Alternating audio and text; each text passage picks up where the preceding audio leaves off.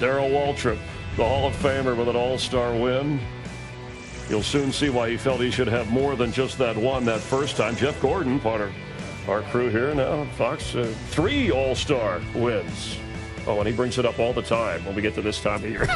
I'm just kidding. The past 32 All-Star races have produced many memorable moments. 22 different winners. In 1987, Dale Earnhardt passing the grass. 2 years later, Rusty Wallace spot out Darrell. In 1995, Darrell ran into an old friend. I think an old friend ran into Darrell. All right, now, I don't know what he said, but everything he said is a damn lie.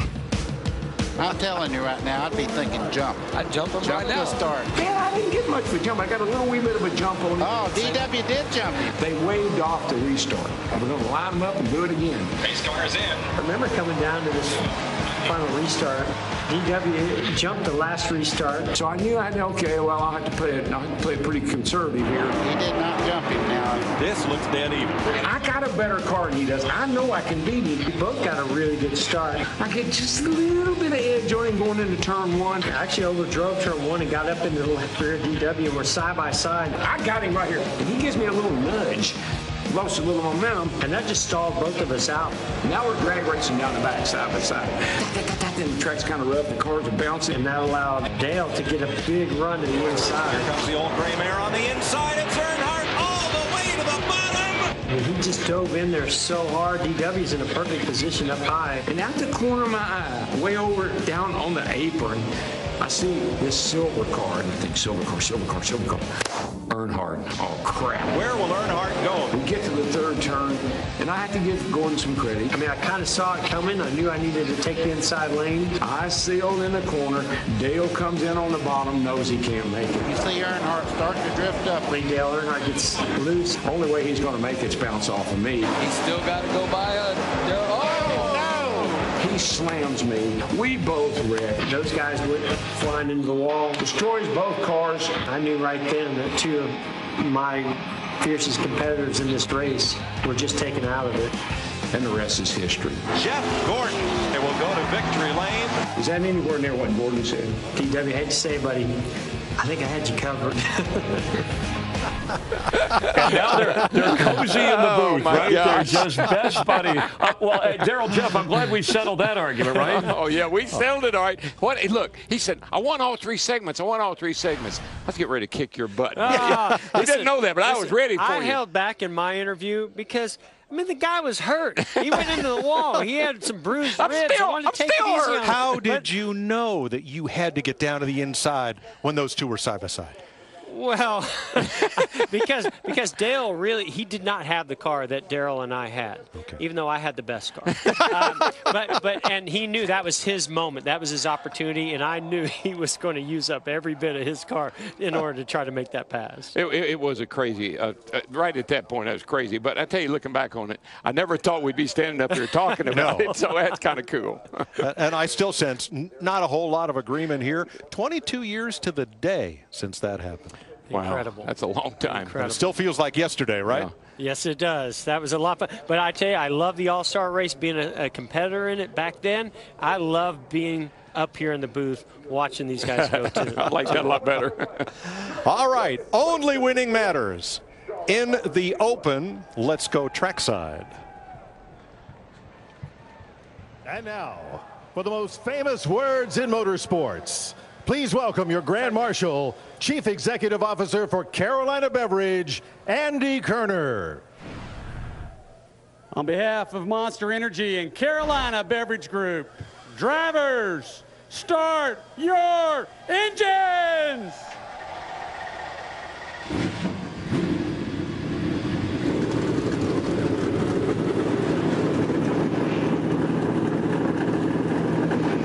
There's a lot of special rules for the All-Star night, but for the Open, there is but one rule.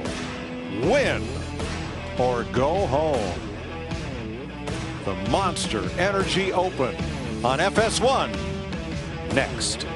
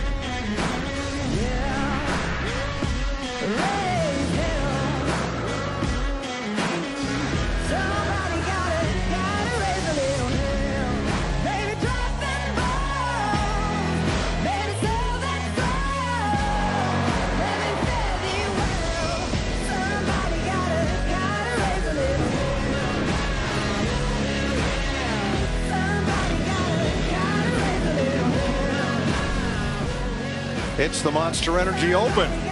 24 drivers from NASCAR's Premier Series set to go. 4 will advance the Monster Energy All-Star Race, and 20 will go home.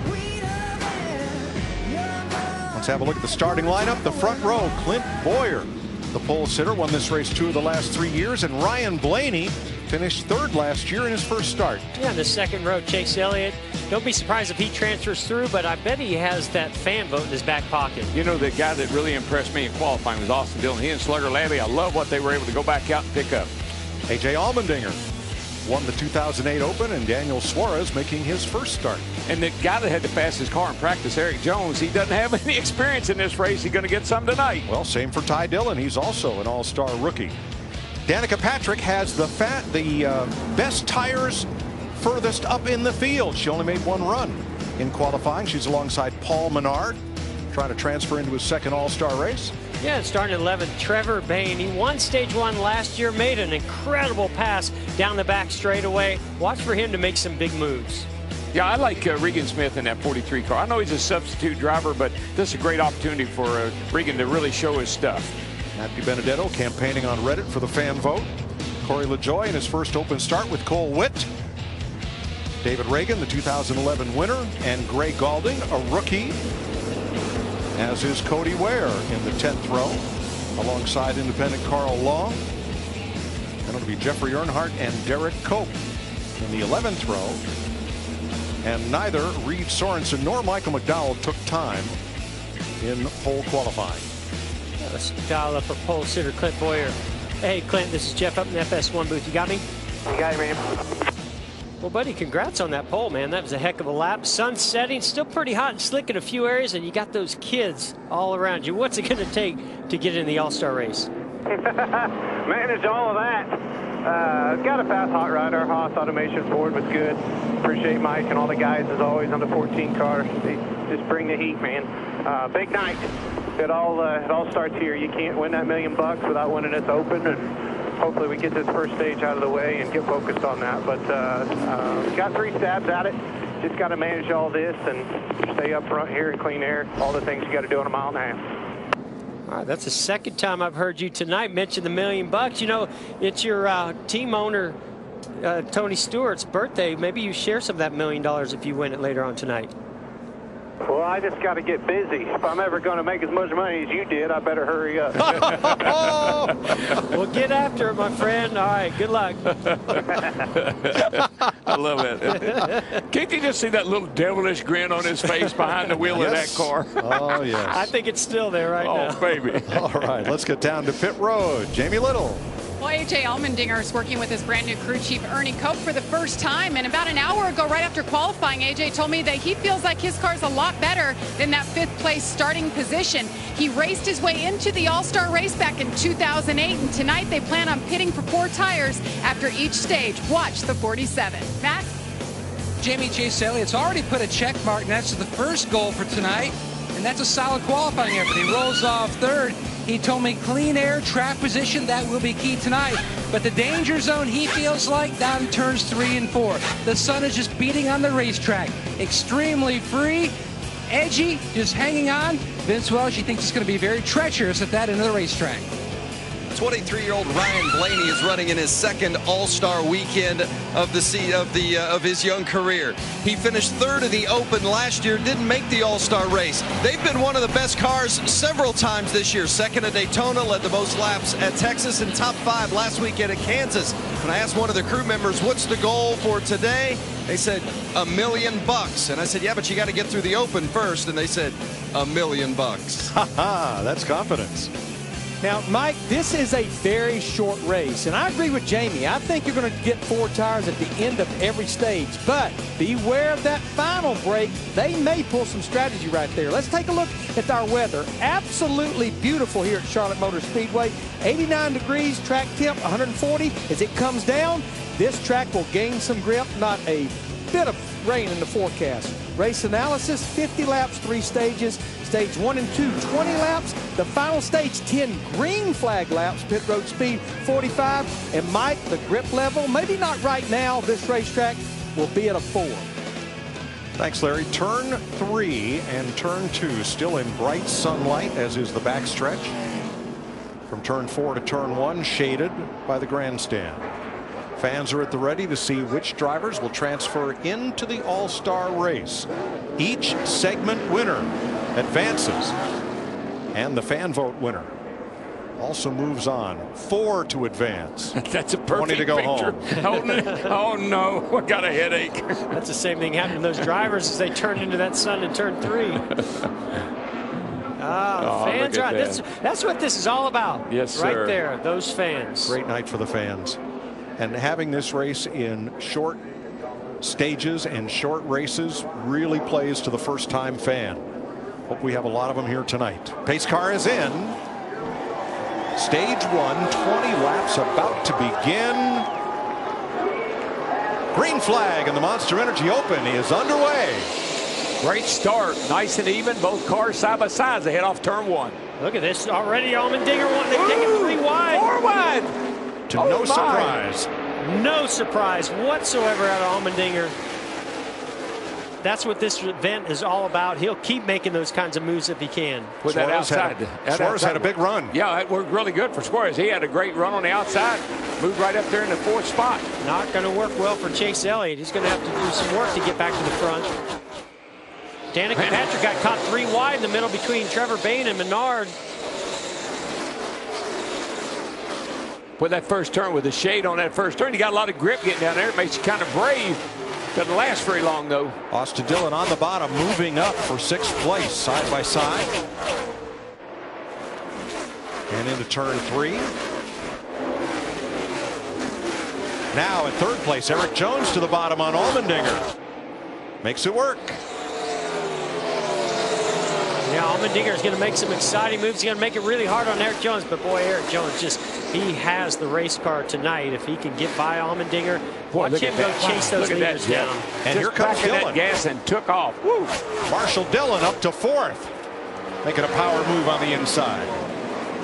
Pretty good little car that 3 car is, but I tell you, the car I think is the fastest car on the racetrack. That 77. He had a problem coming off turn 4 qualifying, or he'd have been up on that front row, I'm pretty sure. We talked about Austin Dillon being loose into turn 3. You saw it right there. He drove in deep, couldn't hold the bottom, slid up. 3 now cars going to go by him. That's been their Achilles heel for 2 days over here, Jeff. He got it right qualifying, but boy, it's been trouble ever since. Suarez makes the pass for 6th on Dillon. Clint Boyer is in another area code. He has taken off, and he's yarded Ryan Blaney now by more than a second.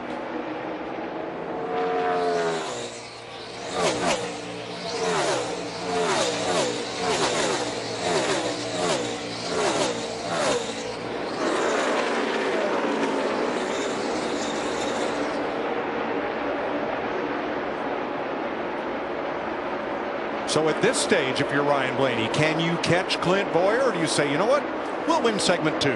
He's not looking ahead right now. He's looking at rearview mirror because the 77 is closed up on the back of the 21 car, and that's where the race for second's going to be. Matt? Mike, Chase Elliott has dropped back to 5th, just telling his team he's on the splitter, especially in the turn 1. He's having to back up his entry quite a bit just to get through the corner. Yeah, a lot of these teams, they practice in the heat of the day. The pace was much slower than it is right now, and so they're trying to get the heights adjusted just right in that practice. I think they're running just a faster pace. The car's traveling more. Splitter and skirts, all those things are dragging the racetrack. 9th place, Danica Patrick fighting back on the inside against Trevor Bayne, and that's Regan Smith right behind in the 43.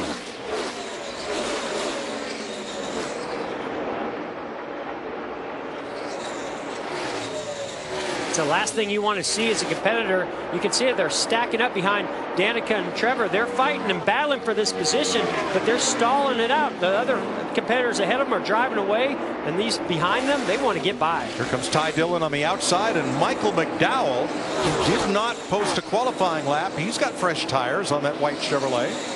I think Regan Smith's being really cautious behind Danica. He'd like to take them 3 wide down the back. I think he can make that work, but he's being real cautious as we go down the back straightaway here. Start down the back. Cautious? This is the Open. You can't be cautious. Look, that's what's going to happen. Somebody's going to take you 3 wide if you're cautious. He's a sub driver, though. He just got a little bit different mentality, I think. Man, what a battle this is. Trevor, 9th place. Nobody's wanting to give it up. It's a little hornet's nest right there. Meanwhile, on the left of our screen here, you see Mr. Boyer, who's just kind of out there cruising along, minding his own business. And he's minding the gap. 1.1, 1.2 seconds on Ryan Blaney. That has not changed. Wow, McDowell is flying. I'm very impressed with the run he's having right now. Think about McDowell last week up in Kansas. I mean, you know, he had a great run up there. McDowell did. Started last up there and finished 12th. Next time by, it'll be halfway in stage 1. Boyer, Blaney, Jones, but remember, only winning matters. Only one driver will advance in stage 1.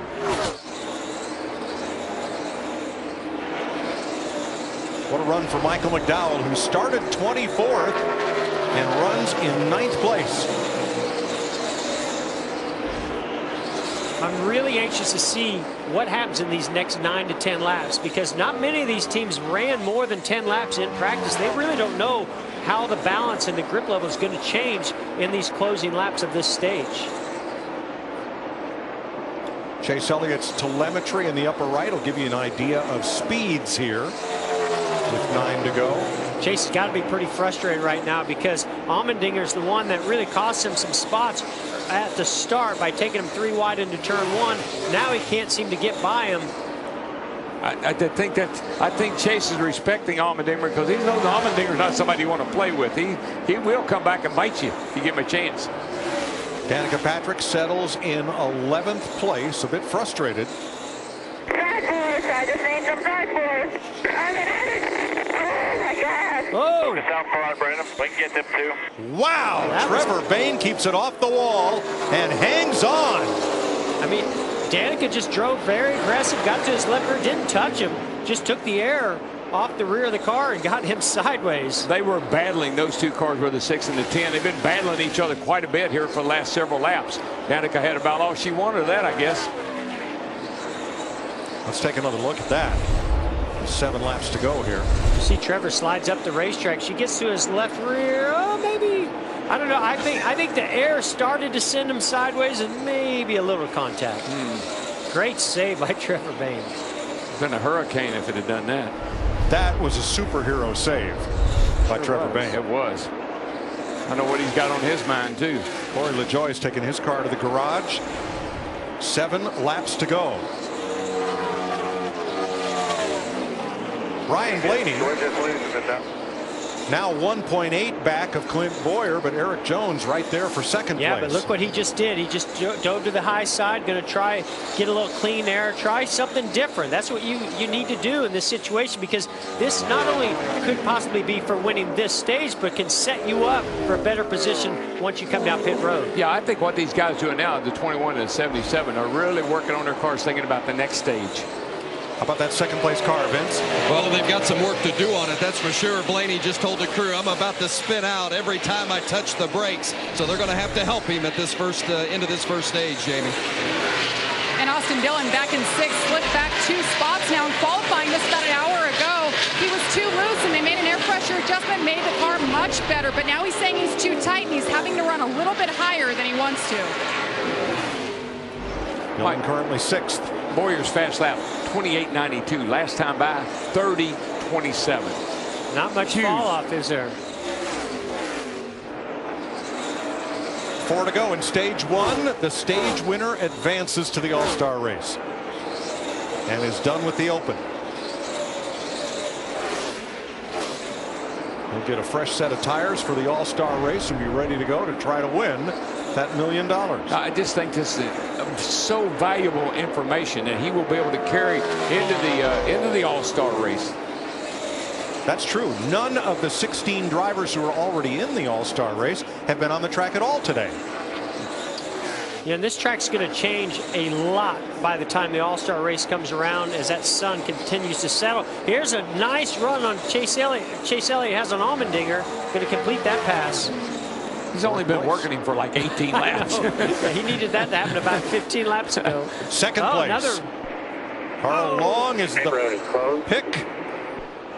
2 to go in stage 1. That's why pit road has closed as Eric Jones works on Ryan Blaney for second place. Based on what we heard out of Ryan Blaney, if Eric Jones can just get close to his rear bumper, he'll probably get him pretty loose and be able to make that pass. They're running very close to lap times, 30.79 to a 30.71. Jones just a teeny bit quicker.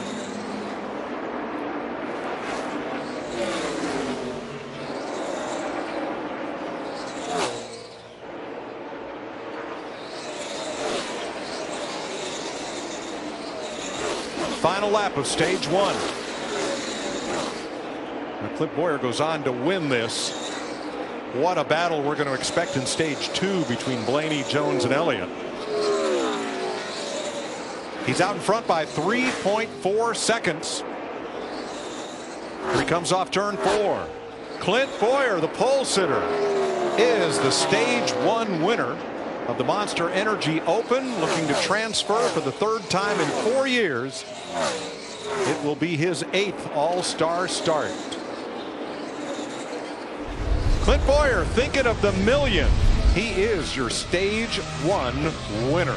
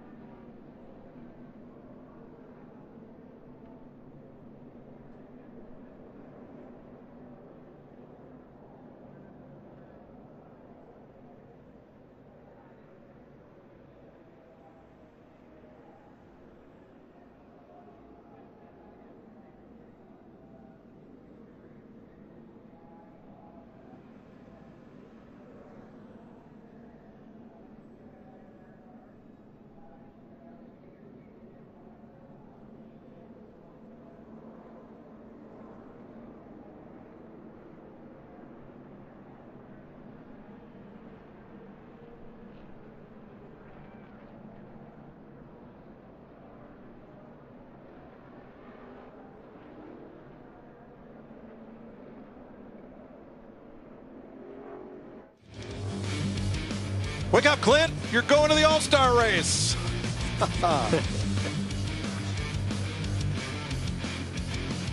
Well, he's gone to his garage stall because when you win a stage, you are done with the Monster Energy Open. They'll check the lug nuts for tightness, and he'll get new tires for the All-Star race. And as you mentioned, he's got a little bit of an advantage. He knows what the track conditions are. They can make a few minor adjustments to make that car even better. This is a no-brainer here. 4 tires for everybody, and I'd say for most of these drivers, some pretty major adjustments to the chassis. And Mike, Carl Long's living large. Got a little sponsorship, and he just got the free pass. Vince?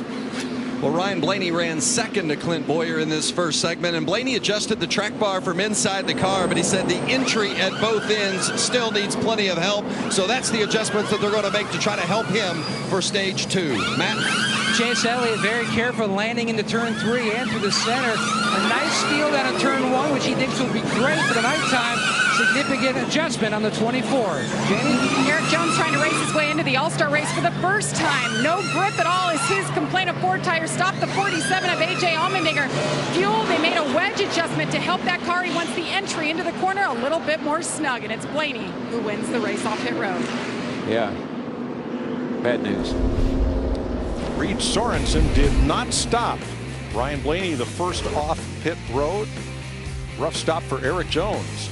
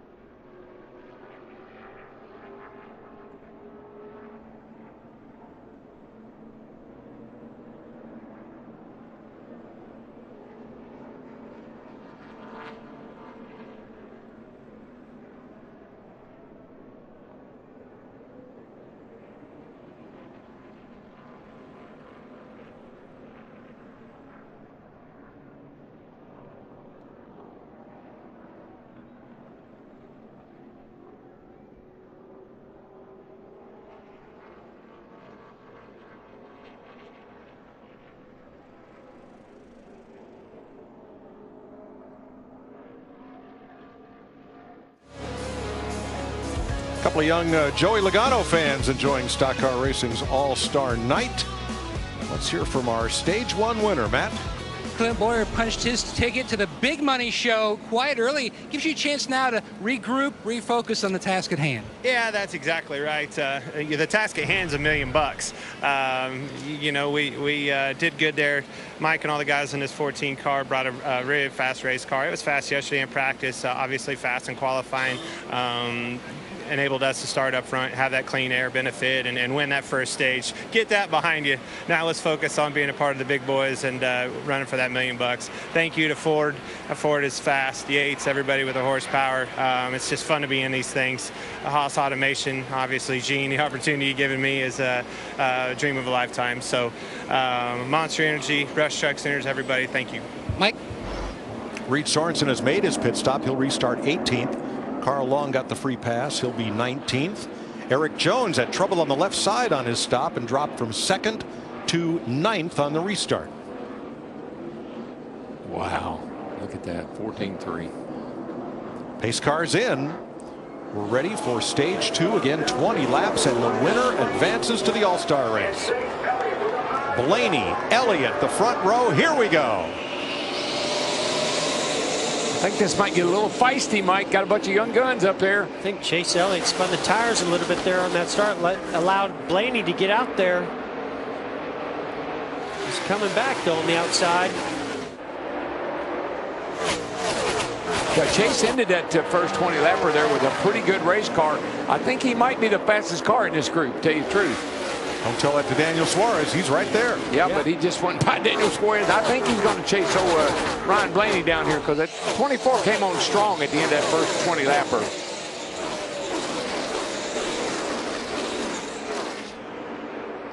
We heard Ryan Blaney talk about being really loose in that first run.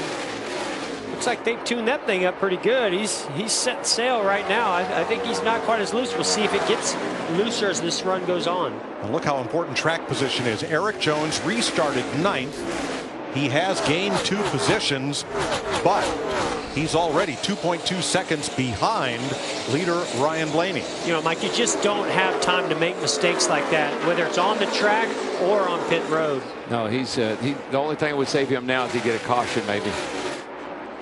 Hey guys, look right there on the front of that 21 car down there at the grill opening. Jeremy Bullins decided, you know what, we can keep our guy out front. I'm going to put some tape on that nose, and that's the best thing for aerodynamics. Helps the front downforce, the car to turn, and helps the drag on the straightaway. And Larry, what's amazing about that, it's such a small piece of tape. You think, what could that possibly do? But when you look at the percentage of the grill opening that it closes up, it can do a lot.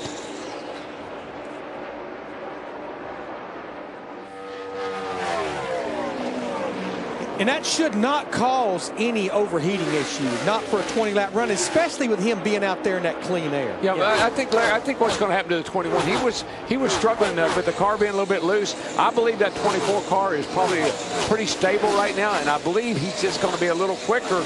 Lap times are about a 10th and a half quicker for the 24 than they are the 21, and he seems to be gaining on it. Yeah, that tape can help overall downforce, but it mainly helps front downforce. So they were going to have to make a significant adjustment to that 21 car Ryan Blaney to compensate for that tape as well as the looseness he was feeling. You see that gap first to second, and it was dropping. Now it goes up just a little bit to a little less than half a second. 15 to go in stage 2. Keep it right here and you won't miss a moment of the Monster Energy Open.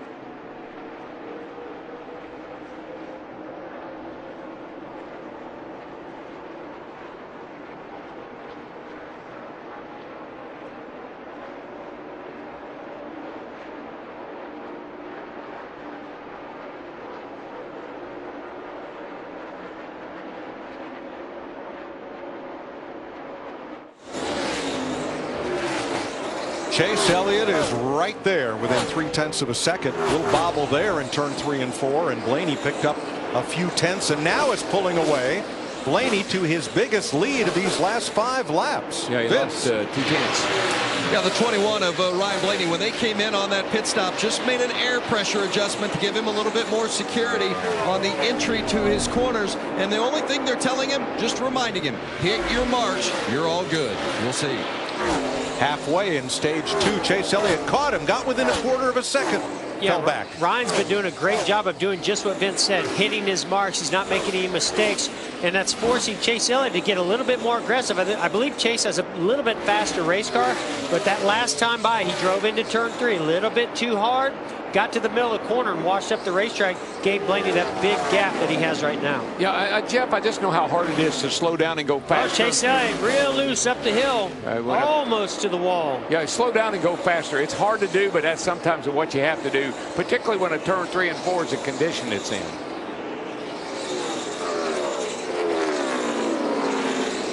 Now that allows Blaney to open up a lead of 1 full second on Chase Elliott. Suarez 1.7 back, and there it is in feet, with Elliott coming back. Yeah, I mean, as soon as Chase gets some clean air onto his race car as he fell back, he definitely has a very fast race car.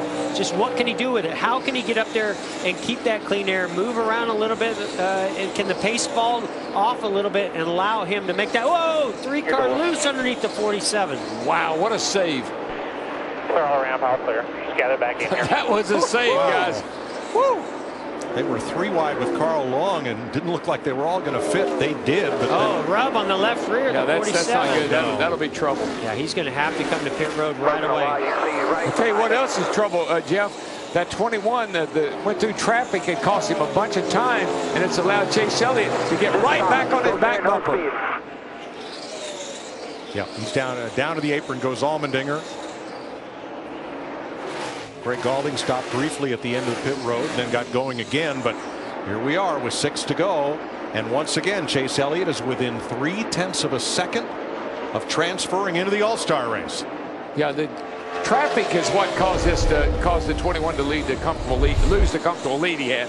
Carl's down low. These guys are trying to squeeze by. Carl trying to stay out of the way. Yeah, Austin did a great job using that pick to get side by side with Allmendinger. He's been talking about being loose. Gets down underneath. Ooh. Gets to the white line, and the back just came around.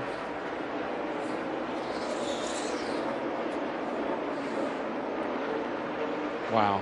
Boy, just that little bit of contact in the left rear is all it took to put that fender on the left rear and rub. And he'll go to the garage area. Now all that has moved Eric Jones up to 4th behind Blaney, Elliott, and Suarez. Yeah, here's with 4 to go. Here's the battle, though. The 24 is there. Traffic has allowed him to catch up. Blaney didn't get through traffic quite as good as Chase did, and that's made this a little bit tighter at the front. But I really believe Chase is going to have to search around because Blaney's just not making any mistakes. He's able to get right down to the white line and sort of use that to disturb the air behind behind him to Chase Elliott. I just don't think you're going to be able to close right up on him and stay in his tracks. I think you're going to have to get there, either dive into the corner, get him loose, or use a different line. And you've only got 2.5 laps to figure it out. Yeah, he's running out of time now, and it's just the 21 doesn't make a mistake here. It's going to be awfully hard to get by him. 2 laps to go. And the temps are coming down. The track's cooling down. Shade in turns 4 now. Shade in turn 1 down here. That's helping everybody. But I think that 21 is dialed in right now. Elliott had a run off turn 2 that time. Yeah, and Chase, if you notice, he got really loose getting into turn 1. He's driving extremely hard. There he goes trying to search around. He knows he's got to just try to do something to change it up. Well, that's been a pretty good lineup. I like that. So I saw several cars make good passes up there, but it didn't help him all that much. Last lap of stage 2. Last year, Chase Elliott got passed for the lead on the last lap of stage 1. Man, Chase keeps getting a great run there, doesn't he, DW? He gets a great run off turn 2. Really able to close up close, but I think it's going to be too little too late. He tried out this high line the last time through there. Did he learn enough? He got as close as home plate to the pitcher's mound, but here they come. And the stage 2 winner, Ryan Blaney and the Wood Brothers. Way to be tough, bud. When Michael Waltrip transferred from the Open to the All-Star race and won it for the Wood Brothers, Ryan Blaney was 2 years old. Sorry, bro. One of NASCAR's young guns comes through. Ryan Blaney is headed for the All-Star race.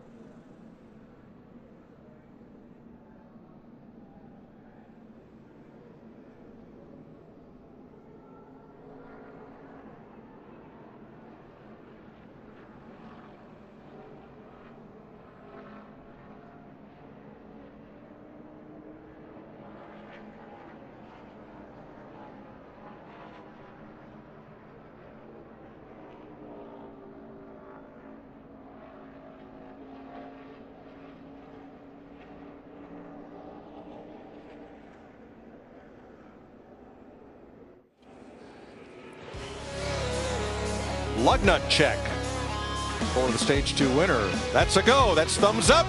And you're out of here. You're done Go with home. the Monster Energy Open in a good way, because you're headed for the All-Star race tonight. You know, if you follow the leader, you will follow the leader. Now, it's not my job to make the decision on what to do here. It's my job to tell you what might happen. 10 laps, you know what? We may see some right side changes only. 2 keys, though. You need other people to do it with you, and you don't need a caution in these final 10 laps. Tires or track position, what would you rather have? I'm going to take both. If I'm Chase Elliott, I want 4 tires and a good pit stop. I got to have me some tires, and you got to get me in and out of here. Matt. Mike, the 19 of Daniel Suarez. Now, he was running lap times that were mirroring that of the leader near the end of that stage. The car fired off okay, but then it slowly just kept trickling to the tight side. The end of the run, he was losing the back. Meanwhile, the 24, Chase Elliott, he was losing into the bottom. The adjustment they made on the previous stop helped initially, and then it went away. Jamie? Paul Menard said his car was a lot better that stop. They made an air pressure adjustment on the right side. No fuel for the 27, and he eases his way out. Eric Jones wrecking loose. They want to help him for this 10-lap shootout. He comes out 4th or 5th. Landon Castle came out first by a wide margin with 2 tires. 3 car took out. They're pretty hot, too. Yes. We go to the final stage of the Monster Energy Open. 10 green flag only laps. Keep it right here on FS1.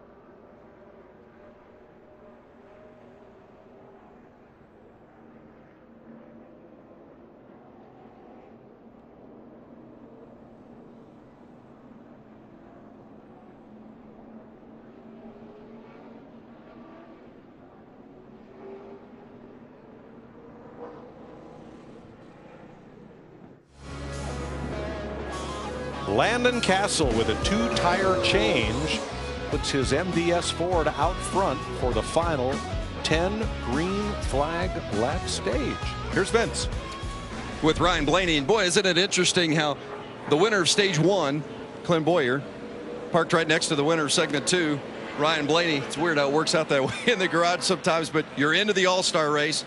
How good was the car? I know you're getting some pressure from Chase. Yeah, we took off good. I thought like the first 5 laps is pretty good, and then we build really free.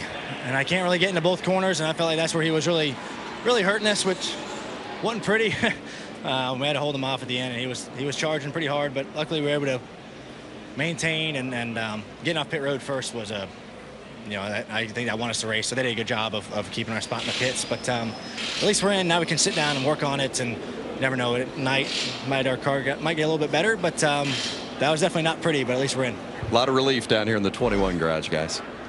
Thanks, Vince. Larry, what do you think of Landon Castle's 2-tire gamble here? Well, I don't know that he has a good enough race car, and because he's the only one, he is a sitting duck. Who really hates he's the only one is Chase Elliott in that 24 car, because he's going to hold Chase up. Yeah, that's what I see here, Larry. I think that 19 car sitting in the catbird seat right now, get him a good start here, get out there, he could be the man. Great opportunity for Daniel Suarez starting on the outside to try and break away. Wondering if Chase may have learned something on that first start of the night when Allmendinger went inside him and took him 3 wide. He might need to do that same thing here to Landon. That's what he's going to have to do if he's going to win this 10-lapper. Watch him go 3 wide into turn 1. 10 laps to go. Green flag laps only. Count. Green flag. Oh no. Well, Chase Elliott got a boot from Eric Jones, and around goes Castle. Well, that's the fear that you have when you have those 2 tires, that you're going to spin the tires really bad. Held up that line, and it's the open. You got to go, but Chase got inside him and turned him around. Got some damage on that right front over there. I don't know how bad that is, but he has some damage. 24 car does. I mean, Landon is, he's protecting the inside is what he's doing. He knows what's coming. Watch the 2nd and 3rd rows on the inside. There's a lot of action there before we even get down to turn 1. Yeah, I think that Landon Castle knew what to expect. He knew Chase going to try to go 3 wide down in the corner down here. He tries to protect that inside.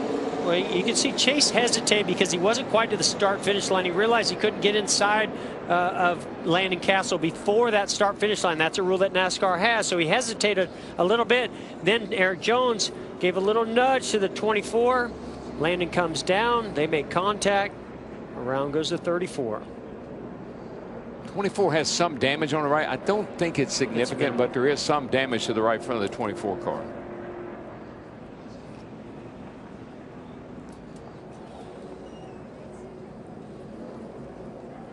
Everyone gets by without incident. The lap does not count.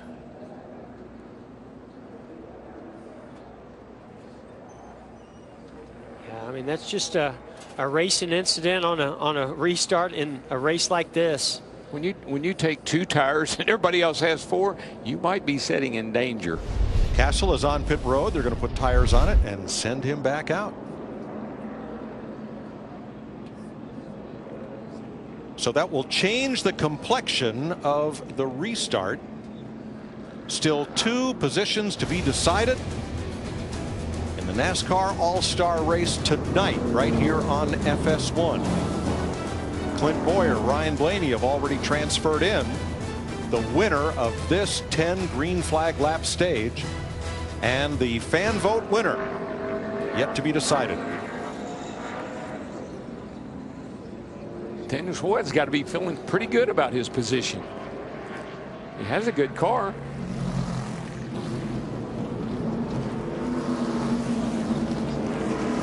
Let's see how they set the restart order now that Landon Castle will restart in the rear. Derek Cope also makes a pit stop. Yeah, my question right now on the restart here is this lineup, because Chase Elliott was in 3rd, Suarez was in 2nd. They didn't actually complete a lap or anything like that. Do they go back to the lineup the way it was, and Chase Elliott actually is going to go to the 2nd position, or are they going to consider him behind that 3 car because of what happened between the 24 and Landon Castle? Yeah, you see the 34 car here. You can see There's him the wiggle right there. You can 19 see and the 3. wheel spin on the 34 of Castle. So 19 and 3 right down here are going to be ahead of the 24. Then the caution comes out. So I think those are your first 2 cars. You know, it's easy to second guess, but I think if you spin the wheels like that from the pole, you better move up a little bit because they're going to be coming on both sides. Oh, but he knew what to expect, right. And he did the best he could to try to fend it off, but it didn't work out. Yeah, I mean, he did what he needed to do. Chase and behind him, Eric Jones, they were doing what they felt like they needed to do. Hey, it's a 10-lap shootout to get into the All-Star race, man. Well, it's a bold move to take 2 tires. It's a gutsy one, but one that maybe could pay off. And so you just that's what this race is all about, going for it. Yeah, there was a gamble. 34 car gambled on 2 tires. Chase gambled. Everybody's gambling. 10 laps. All right, so we listened in on Team 24. I don't know what they expect. I mean, I'm inside of you. You know, I just don't get it. I mean, it's like, why am I going to live for you when I'm inside of you, clearly? I mean. Good question. Yeah, well, I'm sure the other side of it from Landon would be very similar from his side. Because too. I'm in front of you would be one reason. Yes. But I think Landon had a pretty good idea that was coming, that it was going to be hard not to spin the wheels, and he was going to have to do some heavy blocking, and that Chase Elliott was going to try to take him 3 wide. So it'll be Daniel Suarez, Austin Dillon. Now what do you think? Now what do you think? What do you think now? Chase Elliott, Danica Patrick, Eric Jones, Regan Smith, Paul Menard, David Reagan, Ty Dillon, and Cole Witt, the top 10. 10 green flag laps to go. 1 driver to win it and advance, 1 for the fan vote. Now what I think about is the 3 of Austin Dillon and the 19 of Daniel Suarez being side by side. If they get to turns 1 and 2 side by side, watch for some action. Think we get 3 wide into turn 1 again? We'll know here in a second. Green flag. Pretty good start by everybody on this one. Suarez gets a little bit of an advantage. 3 hanging tough on the outside. Suarez protected the bottom well. Boy, Chase didn't need that. He and the 3 car side by side off turn 2 down the back. That's going to slow the 24 down a little bit. And Jones looking on the outside. Win or go home. They'll round turn 4. It'll be 9 laps to go. With that inside lane, just a little bit of an advantage for Chase Elliott as he slides up in front of the 3 of Austin Dillon. Here comes that 77. He's going to get by the 3 of Dillon. 77's pretty darn fast. Watch Chase Elliott and Daniel Suarez run 9 qualifying laps right here to finish this one off. Chase has been in his position every stage. Both stages. So see if he can maybe get up there and get after Suarez. Dillon, Patrick fighting for 4th.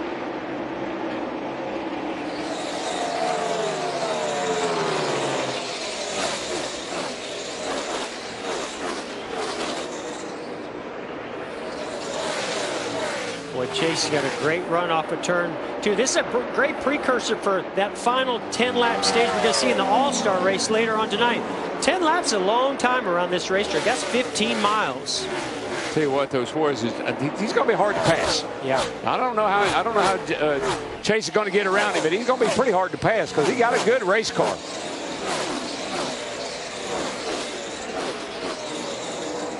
Suarez a little bit better into turn 1, but Chase a whole lot better off turn 2.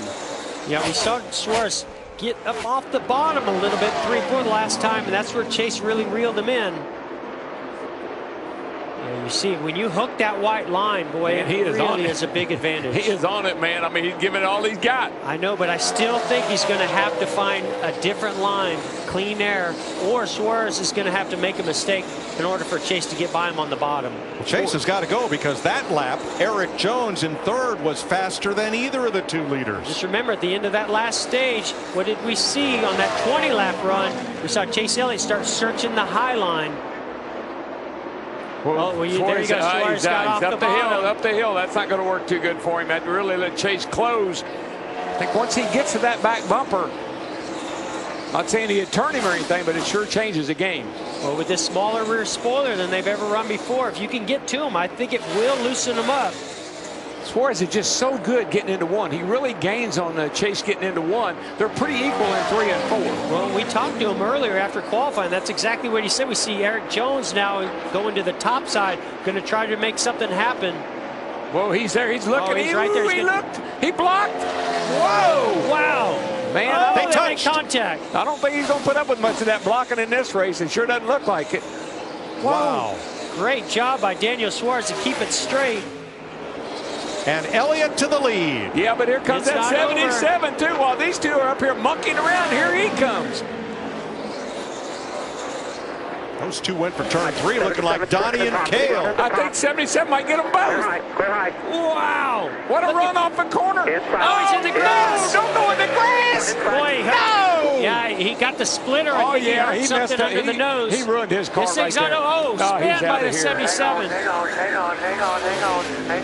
on. Yeah, you can't run through the grass. Now, was Chase Elliott ahead of Daniel Suarez when that caution came out? That's what we're going to have to determine.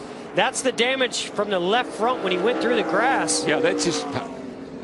25 years ago, the first running of the Winston under the lights here at Charlotte was one hot night. Tonight, we have no less. When you say I've never seen anything like this before, well, then you've never seen any of these all-star races before.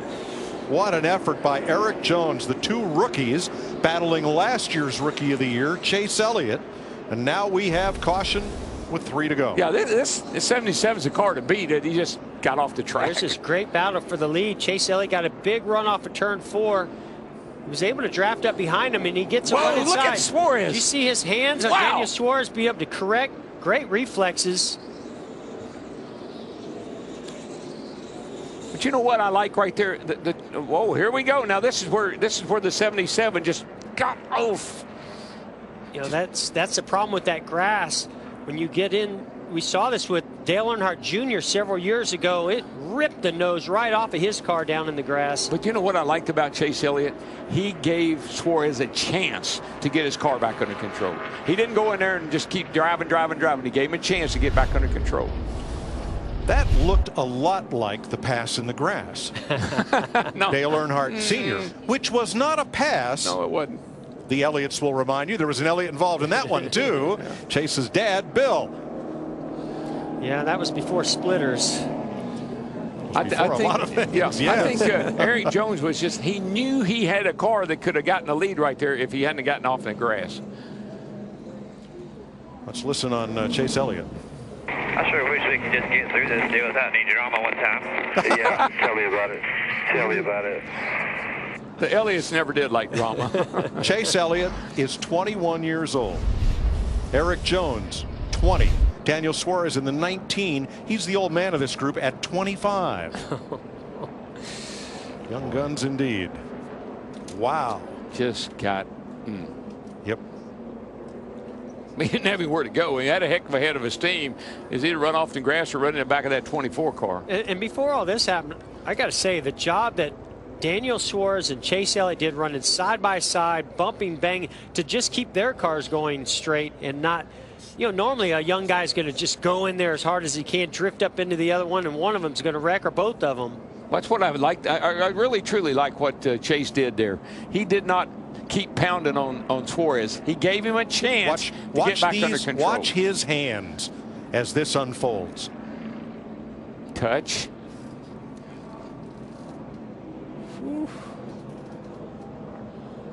I mean, that looks like such a little bit of movement from our camera, but inside that race car, that is a hold your breath, oh my gosh moment. Just watch his hands right here. Just watch his hands inside the car. And by the way, folks, that's what, 180, 90 miles per hour? Yeah. But right here's where I thought Chase really used his head. He could have gone on in there under Suarez and pushed him up the hill and made the pass, but he gave him a chance right there. But also like what Suarez did. He went in there very aggressively and held that outside line. Oh, me. I thought this would just be sort of a, you know, a 10-lapper and we'd be moving on. But Larry, it's not even nighttime yet. They're going to open the pits with 3 to go. Yeah, it's all for naught, Mike, because the rule for this race, they only had 3 sets of sticker tires, or one of them was their qualifiers, and that included those qualifiers. So nobody has any new tires laying in the pits.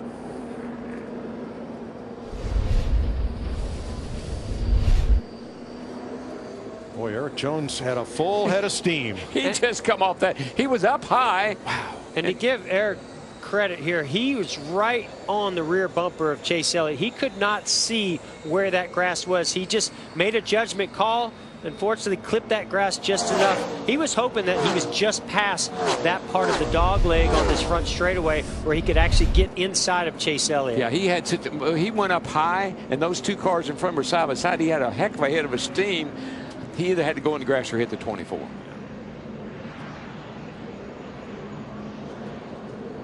Now, we talked about comparing this to the pass in the grass. Watch the 3 of Dale Earnhardt.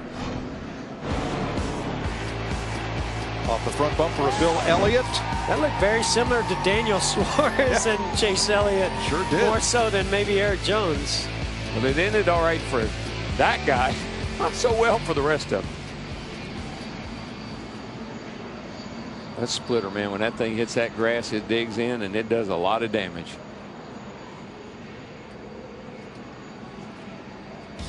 Ty Dillon and Michael McDowell make pit stops under this caution. We still have 3 laps to go in the Monster Energy Open.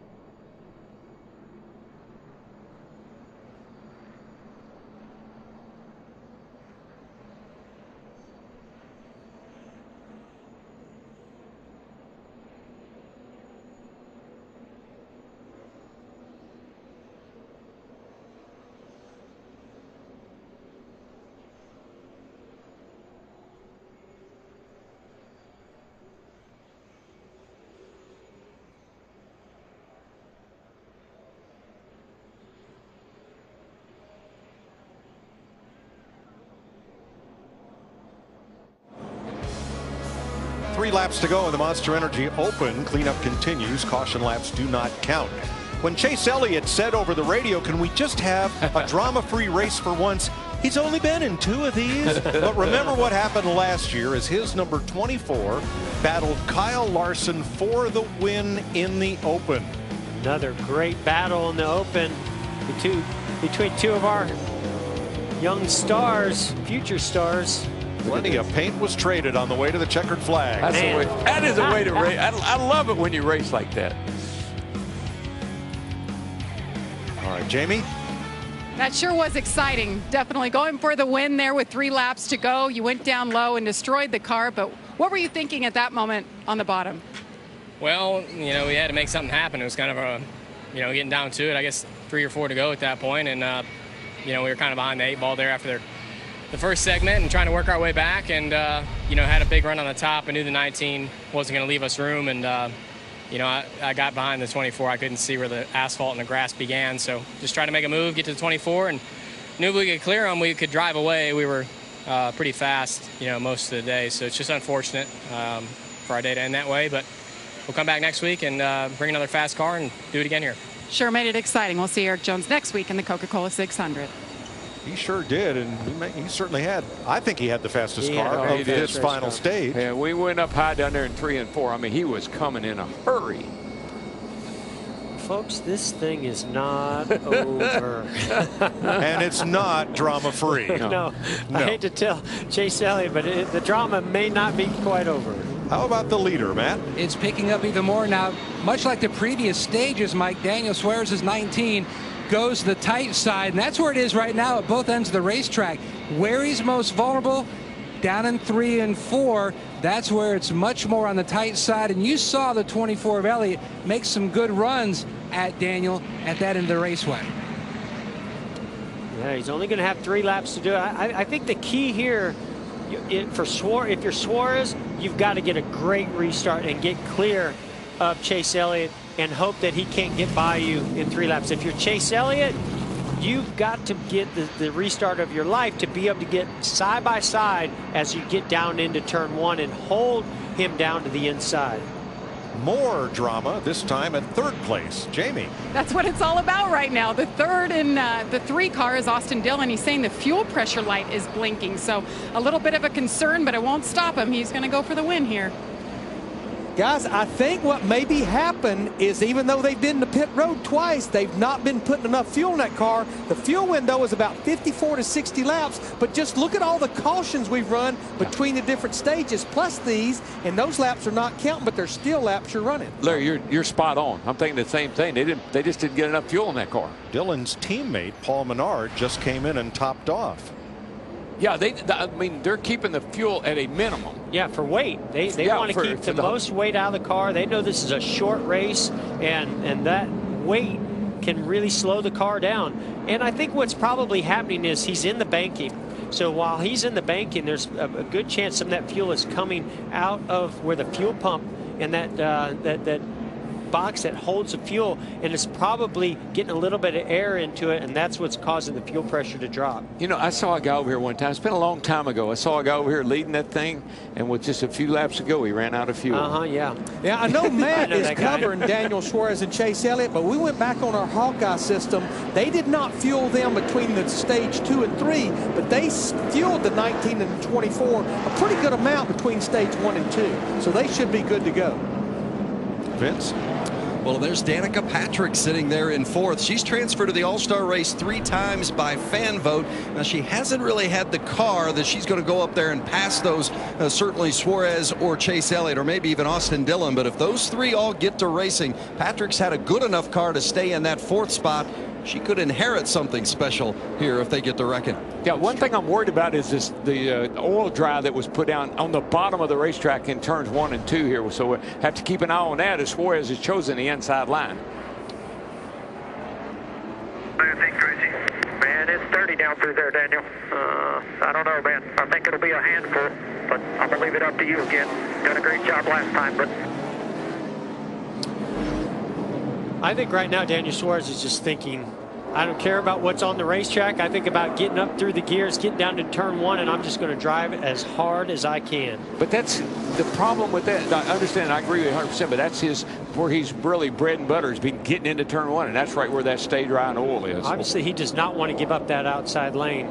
We're going to find out. Or the inside lane. Right now, 3 laps to go. Win or go home. Suarez, Elliott, Dillon, Patrick, Smith, green flag.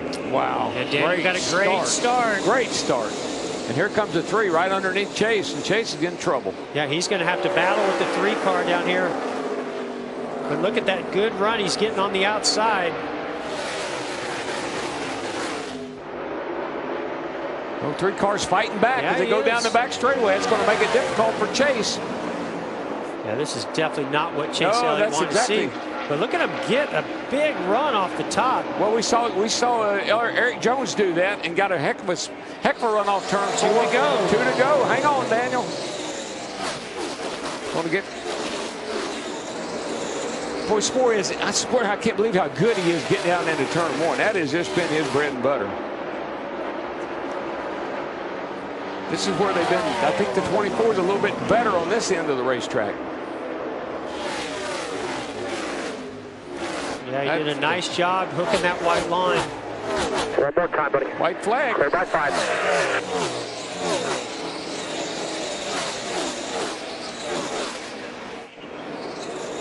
Chase Elliott searching around a little bit. Oh, he got real loose. Oh, he did. He had to get out of the throttle. And here comes a 3 car. He's going to get by him. And here comes Dillon. Chase Austin Elliott. Dillon the second. 0.8 of a second back. Xfinity champ Daniel Suarez from Monterrey, Mexico for Joe Gibbs Racing and Toyota.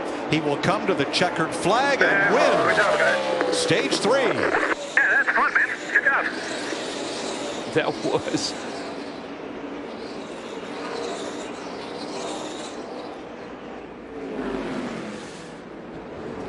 Daniel Suarez races into the Monster Energy All-Star race.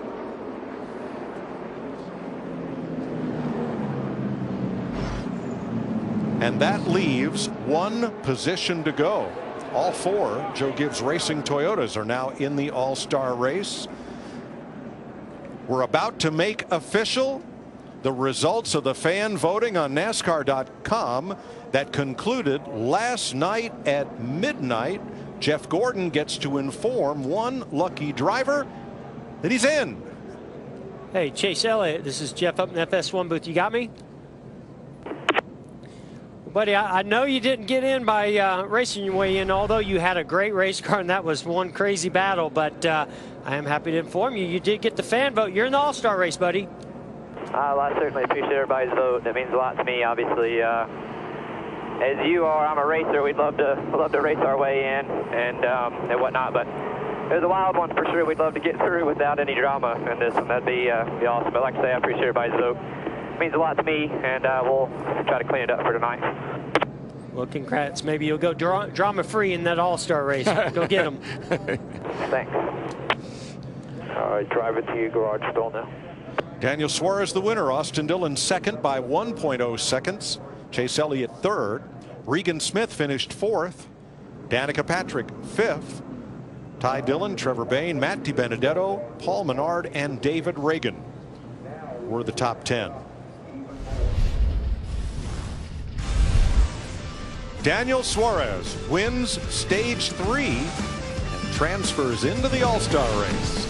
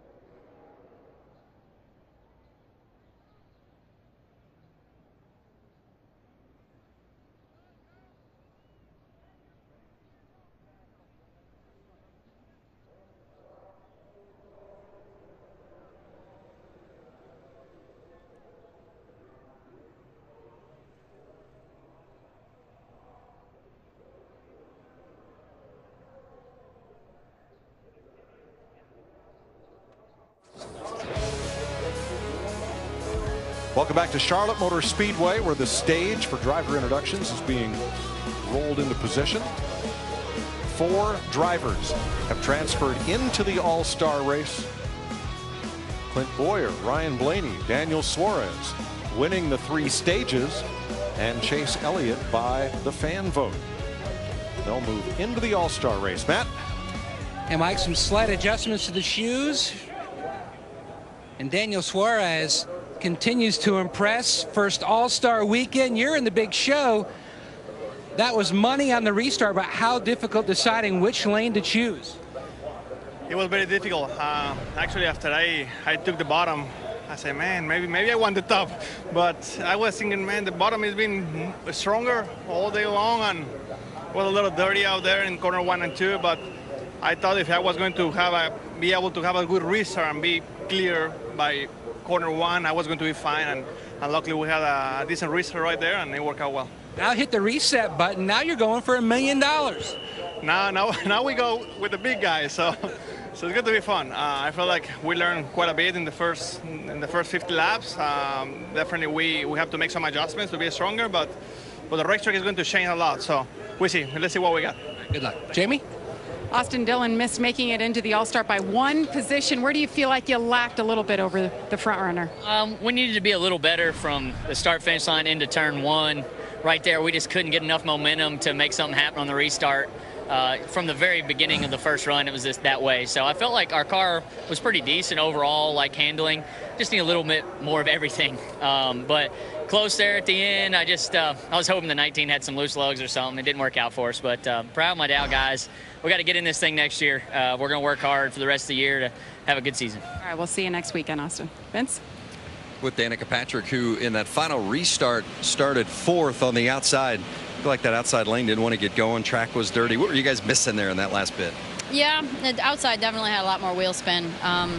I couldn't even get flat until past the start-finish line. So that was definitely a little bit of a challenge. But, I think that, the upside is I feel like we're more competitive this year than last year. So that's good. Unfortunately, we don't get a little bit more practice tonight. But, man, I've been blessed with many years of fan vote. And, Chase is a great driver. He's going to put on a good show tonight. And it was cool to see Suarez do a good job and make it through. I wish I was in the race. I do. I'm not going to lie either way. But hey, it was definitely more competitive than last year. So we'll take that and we'll move into next week and hope that we can have our best race of the year next week. Thanks, Danica. Finding the silver lining, Mike. Absolutely. Thanks, Vince. It's been quite a night so far. Trevor Bayne makes a superhero save after almost spinning off the bumper of Danica Patrick. Clint Bowyer wins stage 1 from Ryan Blaney and Eric Jones. Stage 2, Blaney got out front. This 4th place battle between Allmendinger and Dillon ended up with a big scrape on the Dinger's car, and he ended up going to the garage. Ryan Blaney, winner of stage 2 over Chase Elliott and Daniel Suarez. Boy, stage 3 got off to a wild start. Landon Castle had taken just 2 tires. He spun those on the restart and got turned around. Battling for the final spot there. Daniel Suarez had a handful of wheel trying to stay off of Chase Elliott. Eric Jones had a big run but got into the grass, and that tore up the front end of his Toyota. So Daniel Suarez becomes the 2nd driver to win the Open for Joe Gibbs Racing as a rookie. The first to do it, Tony Stewart, 1999. Pretty good company. It really is, but I think any of the 4 cars that transferred could win the $1 million. Why not? I mean, strategy is going to be huge. We got the option tire. When do you use that? That's going to be part of this whole thing. So we'll see where it goes. Well, plus they just got very valuable track time and can make some adjustments. We heard Chase Elliott talking about my splitters hitting the racetrack. Some of these other competitors in the All-Star race don't know maybe their splitter is going to hit. They don't have that opportunity to put those Packers or shims to get that splitter off unless they do it on pit road. But I got to say, I'm impressed with Daniel Suarez. Wow. That's a great confidence booster for that young man. He's going to the big show. He gets to go race against some of the best in the business. Well, one of the topics we're going to debate pretty heavily up until the start of the race is the use of the softer or option tire. When it was first introduced, we thought, oh, you're going to save them all for that last 10-lap segment. not so sure anymore. Oh, don't be surprised if we see some start this first stage with those green tires. Third stage, that's when I'd put them on. Second stage. See? It's hard Final to agree. stage. What are you talking about? You only have one set of option tires. When will you use them? That's just one of the questions to be answered among the 20 drivers that will compete in the Monster Energy All-Star Race tonight on FS1. It's going to go by in a flash, short segments, and somebody goes home with $1 million. It's all coming up right here on FS1. Preparations underway right now, including the 4 cars that just transferred into the All-Star race being prepared. Clint Bowyer, Stage 1 winner. Ryan Blaney, Stage 2 winner. Daniel Suarez captured the checkered flag, and Chase Elliott the fan vote. They're moving on, and so are we.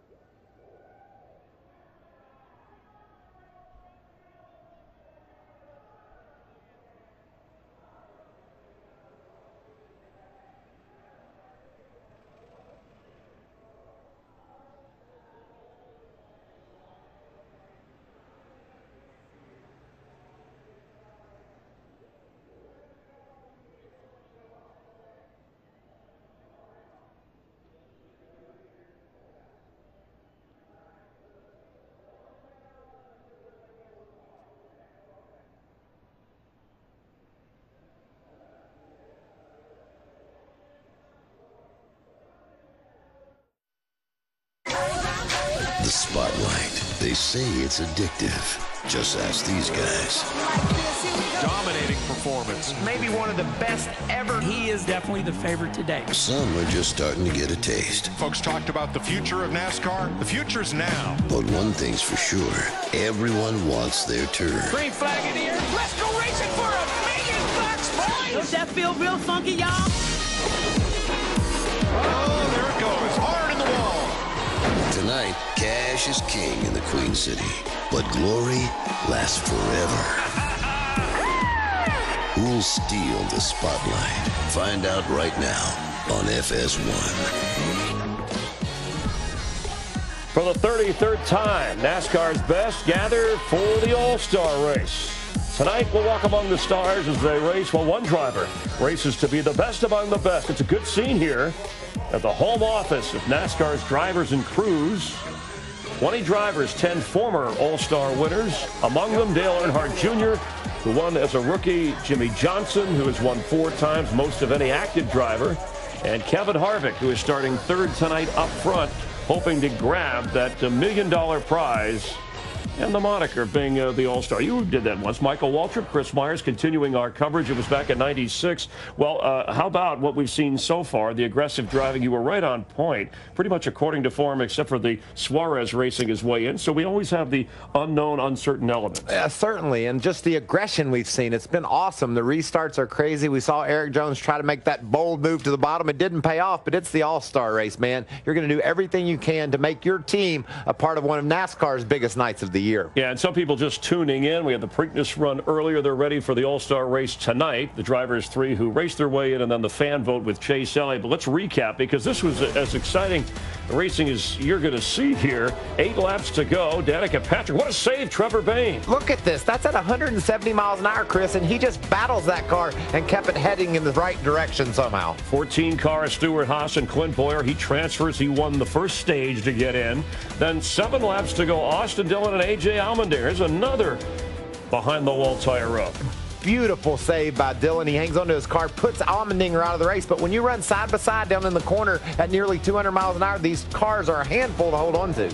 Ryan Blaney, another Ford winning stage 2. And here's where it really heated up in the final stage. 2 tires for Landon Castle out in front, but he doesn't last long. No, Castle didn't take off well, and his landing was terrible. Not a good landing. I know where you were going with that. Chase Elliott in the back spins. 4 laps to go. Elliott try to give Daniel Suarez the bump and run. Eric Jones. Watch this. This is Jones saying, I see a hole, I can get there. But the hole meant that he tore his car up, hitting the infield grass instead. Yeah, that was a splitter that didn't fit her. Suarez wins stage 3, advances into the All-Star race. And again, Chase Elliott winning the fan vote.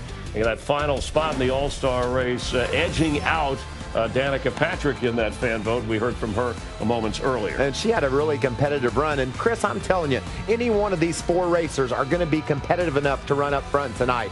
Clint Boyer had a really fast Ford. It's been that way all weekend. Jimmie Johnson's been solid. There's a couple of guys that have made their way into the big show tonight. When you show up at Charlotte, you have to be in the All-Star race. You're racers. You want it all, and these guys are going to get to be a part of it. Now, Suarez, the rookie, and only twice have rookies won the All-Star race. And that Dale Earnhardt Jr. in his very first try, and Ryan Newman the other. How much does experience play? We saw Kevin Harvick. We've seen some of the young drivers, because it seems like it's over in a hurry. I just think these young drivers aren't intimidated by the veterans anymore. They come in here and they're like, I can run with these guys. I can beat them. But they're going to have their hands full with a couple of guys tonight. I think Kevin Harvick is going to be really fast. He had some great practice times. His car looks solid. And Jimmie Johnson, he's the only guy that's won this race more than once in the field. He's won it 4 times. He could be a big factor. Yeah, and by the way, the most drivers ever in an All-Star race, 27 back in 2002. We had 10 drivers. That was the least back in '86. 20 tonight. And the format, 3 stages of 20 laps. The winners advance to the final stage. And that final stage, 10 green flag laps. And then only 10 drivers will be left racing for the $1 million prize. Yeah, we're going to eliminate 10 drivers. There's option tires that we have to think about. You also need to get the best average finish throughout the race so you can come to pit road and make your pit stop up front. Try to get that all-important track position. We saw in the Open how important it is to start near the front. You can certainly come from row 2, maybe even row 3, especially if you're on some special tires, and get the job done. It's going to be so interesting to watch these crew chiefs, these brilliant minds on pit road, try to figure out when is the best time to use their optional tires. And what about the minds behind the wheel? Well, they're getting ready. It's been a long All-Star afternoon and evening. Jamie Little is standing by with Kevin Harvick. Jamie? Well, the party is certainly picked up behind us, and Kevin Harvick ready to go. And you told us yesterday after qualifying, you're in the 004 chassis, so perhaps that's an omen, right? I hope so. You know, our Busch Ford has been good all weekend, and just really proud of everybody at Stewart Haas Racing for all the things that they've taken on this year with switching over to Ford, and everybody from Ford helping us get there. So everybody's doing a great job. We just have to put it all together, and the cars are running fast, and hopefully we can get to victory lane tonight and win a fan $1 million. That would be awesome, and you could take home $1 million too if you take it now. About that. Yeah, but your fan, that'd be great. He's up on the pit box. Now, your pit crew won Pit Crew Award last night. There's all kinds of options tonight. They have to do their job, but you also have an option tire. When do we expect to see you guys? When can we? I think it all depends on how it's going. You know, you have to worry about trying to win a stage. You have to worry about trying to have, you know, a spot in those last 10 races. So, you know, I think if there's something that goes wrong, you got to put them on earlier in order to try to get a win or try to get some track position and gain some spots to get your average finish up. All right, Kevin Harvick won the All-Star race back in 2007. Matt? Jamie, nobody says big money more in this event than Jimmie Johnson, and it's only appropriate that when you look at our history in the United States, the guy who came up with our monetary system, Alexander Hamilton, you said, you know what, that's going to be a great theme for your helmet tonight. How'd you come up with that idea? Yeah, we did a helmet a few years back where we had George Washington on it, and it turned out pretty well for us there. A lot of good luck that night. A lot of good luck. Got 1 million of those $1 bills, and then Beam Paints My Helmets is always looking to do cool new things, and with the popularity around Hamilton now and his notoriety, it was like, hey, let's go in a little different direction, and came up with a cool helmet. A great quote on the back, and will that come to fruition? You almost have to be perfect tonight to take home the $1 million with all the different things added to the format and the softer tires. Yeah, without a doubt. And then, we practiced during the day, and now we're going to go race at night. So there are many challenges tonight. It's hard to pick just one, and hard to know which one will be the one that is, the race-winning area to focus in. So we're going to try to cover our bases everywhere we can, but I think at the end of the day, it'll be a very competitive and action-packed race for the fans. Good luck on the money. Yeah, buddy. Thank you. Vince? With Matt Kenseth, the former All-Star winner, what's the coolest thing for you as a driver to enjoy during the All-Star? Other than Kyle Busch. It's only very enjoyable when you win. Other than that, it's really not as much fun. So I've been fortunate enough to win one. I've lost a couple. One time I sped on pit road when I think we were going to come out lead. Another time Tony passed me right toward the end. So it's a great event. It's really fun to be part of it. But like I said, it only matters if you're the winner tonight. How do you see the alternate tire, the option tire, playing into the strategy tonight? Well, I don't know. I mean, nobody knows till it's over, but I feel like the only strategy is going to be what segment you're going to use them in, So if you're don't have a good enough average finish for whatever reason, you might have to use them in the second or third segment to try to get that average finish, because they only gave us 4 sets of tires and there's 4 segments. So if everybody pits it, every segment puts on hard tires, everybody's going to only have soft ones at the end. So I think it's just the strategy is going to be as if you need to use them before that last segment. Keep an eye on it. Thanks, Matt. Let's go to Chris. Thank you, Vince and Matt. And the odds posted, odds makers, even for the All-Star race. Martin Truex Jr., who won last week, right, is the favorite today, slightly ahead of Kyle Busch and pole sitter Kyle Larson. Yeah, and remember what Martin Truex did here a year ago in the 600. He just dominated this event, and odds are great. But what about Daniel Suarez? The odds of him being in the All-Star race had to be totally long. He was able to overcome those odds and put himself in a position. But I like the Kyles. Both those cars will be really competitive tonight. What about Brad Keselowski, who's never won the All-Star race? Seems like he's won everything else. Yeah, he was second last year, and he's aggressive. He likes to get out there and poke and shove, and I think he'll do that tonight. He's going to be fun to watch. Already a good showing for Ford. Joey Logano, of course, the defending champion of this All-Star race. A week from tomorrow is the Coke 600, also the Indy 500, and this to report from Indy qualifying, Sebastian Bourdais. We certainly hope he's okay. This happened earlier today, a crash in turn 2, and the reports are his lower extremities hurting, was taken away to a hospital for further x-rays by way of ambulance. His car got loose and then turned right into the wall, hoping that Sebastian Bourdais is okay. Coming up here on race day, counting it down to the Monster Energy All-Star Race. 20 drivers, $1 million on the line. It's Dale Earnhardt Jr.'s last go-round. He's going to check in with another 88. And Michael on the grid walk as we're live from Charlotte Motor Speedway. And glad you're watching FS1.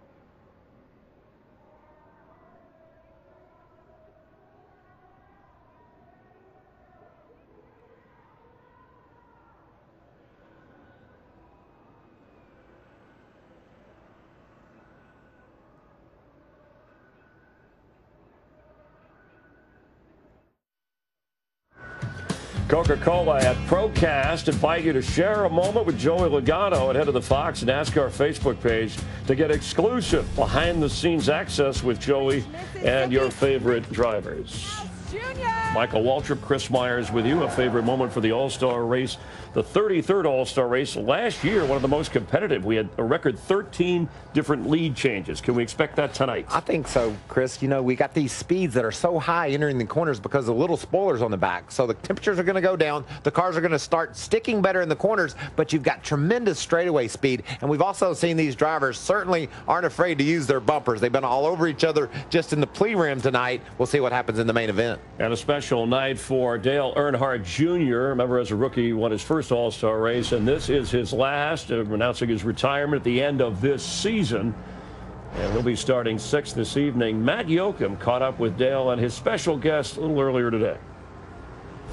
Chris, I'm here with a pair of 88s, NFL star Greg Olson of the Carolina Panthers, Dale Earnhardt Jr. Later this year, though, a fan's going to win a weekend with the 88s. A one-of-a-kind NFL and NASCAR experience over a 4-day span. And the coolest part, it benefits the Levine Children's Hospital and, Greg, your charity, the Hardest Yard. Is this going to be like winning the Powerball for a sports fan? I think so. I think the experience that we give a lucky fan and a guest is kind of unheard of in the sports world. And, you know, to work with Dale now for the 3rd year in a row and the Dale Jr. Foundation, something that he and I share a lot about is supporting our local community and especially the kids at the Levine Children's Hospital here in Charlotte. And, you know, just the idea of working together on this and giving fans such an incredible 4-day experience, a behind-the-scenes experience at an NFL game, and then, of course, with Dale and his team down in Talladega, it's really a special relationship. Now, Junior, you give so much of your time, just like Greg does, away from the competition, away from the field or the racetrack. But tonight, it's all about the fans, your final All-Star race, and then you throw in the wrench, so to speak, with the softer tires. What can you expect to see tonight in your final All-Star? Well, no matter what tires we put on the car, I hope the car is just going to be driving great. We had a great practice yesterday and a good qualifying effort. We're going to have a good starting position. That really helps because it's a short race. We're confident and going to just roll as hard as we can every lap and see how it works out for us. Now, Chris, don't forget, it's a weekend with the 88s. The drawing is September 20th. Dale Earnhardt Jr. attended the 2017 Racing Collectibles Club of America Member Appreciation Party at Lionel Racing earlier today. And that event raised some $60,000 for Nationwide Children's Hospital.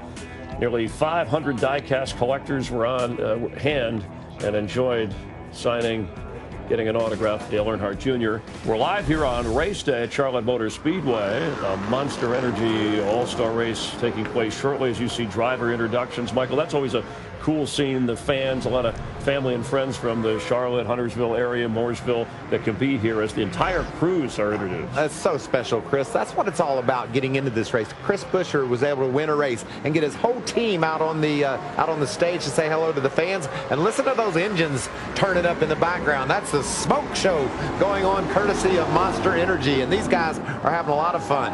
The pre-race festivities continuing, the Monster Energy Smoke Show. Usually they hold this in the fan zone. For the Monster Energy All-Star race, though, they move the smoke show out onto the track. They want to lay a little rubber down for some of the drivers. And race fans, whenever you go to a race, wherever, each week, you can find these guys and enjoy what they do. Check out the Monster Energy Smoke Show in the fan zone, usually, as they are putting on a show.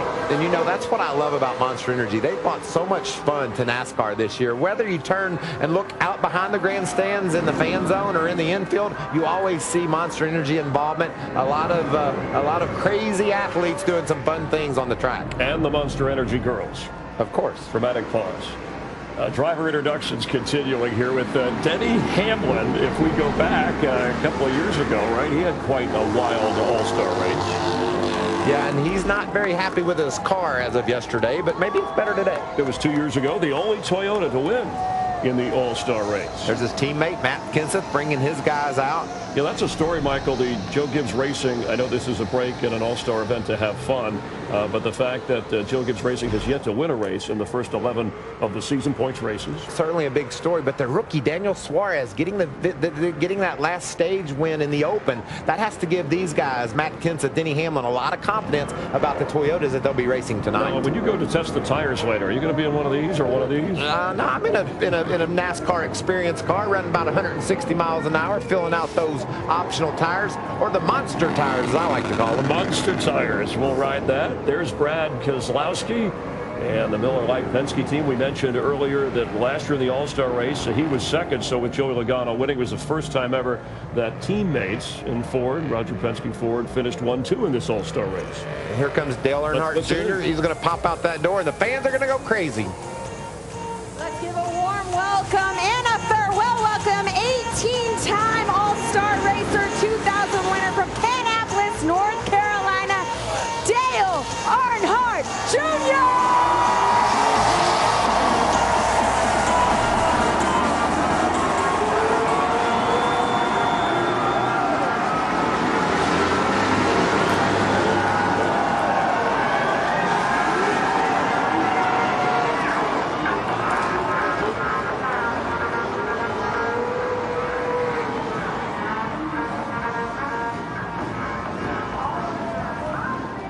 Showstopper from Kannapolis, by the way, just for the record. We want people that are watching in all parts of the great state of North Carolina, as we are at Charlotte Motor Speedway, and those fans will remember that for a long time.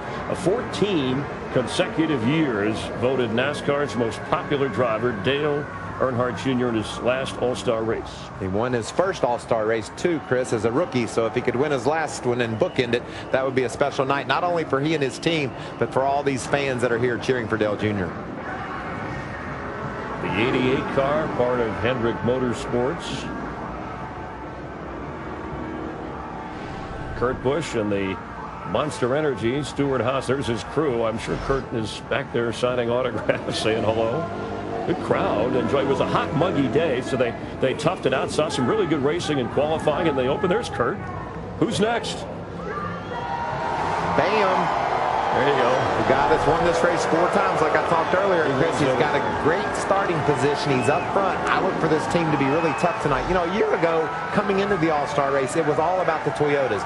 Joe Gibbs Racing was dominant up until this point of 2016. But in the All-Star race, it was the Fords.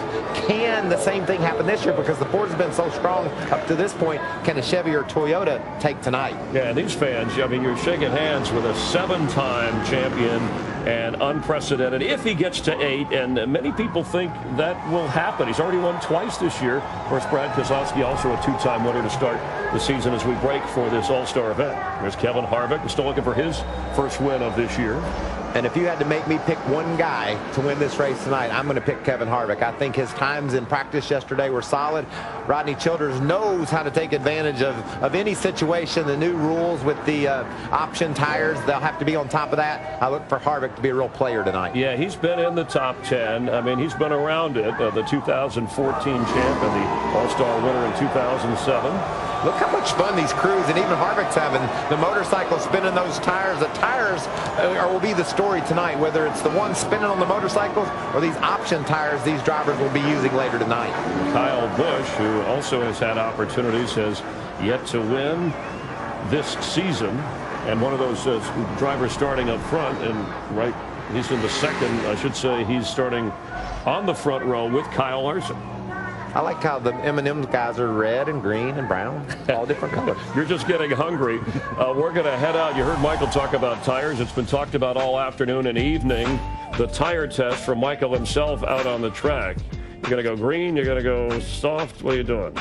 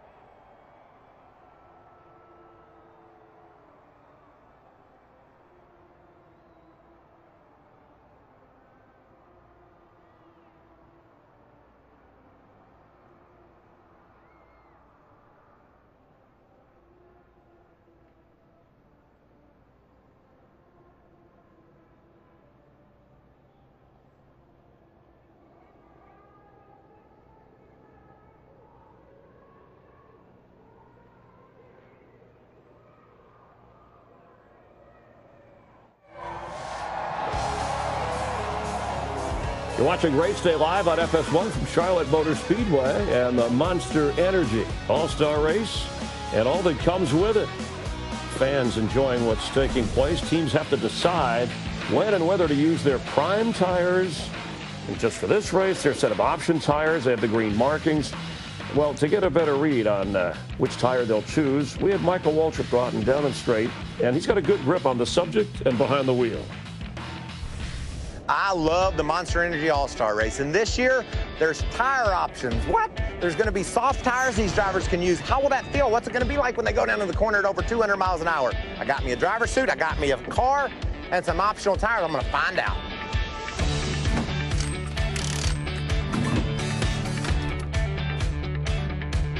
Okay, ready to go.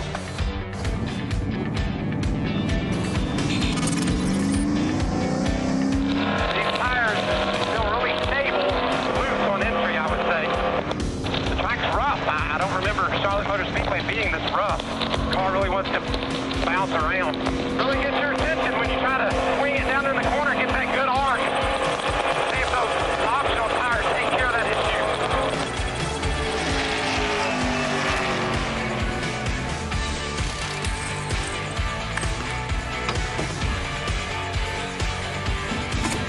Optional tire test engage. I just want you guys to know how excited I am to try this. Whoa! There you go. That baby's stuck now. Really tightened it up on entry. Gave me all kinds of options. These drivers are going to love these. I can't wait for Saturday night. Successful test. We're done, right? You mind if I go run a few more laps just for the fun of it? All right, thanks. See y'all.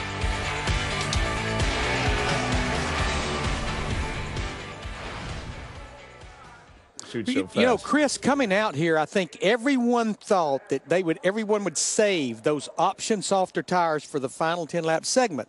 Problem is, you have to get to that segment. Only 10 drivers. So the strategy has already started, and we've not even seen the green flag. 3 of those 4 drivers that transferred from the Open, Ryan Blaney in the 21, Daniel Suarez in the 19, and Chase Elliott in the 24, those teams have elected to start this first stage on those softer option tires. They're going to try to make as much ground as they can because remember, if you can't win a stage, Chris, it's all about the average finish.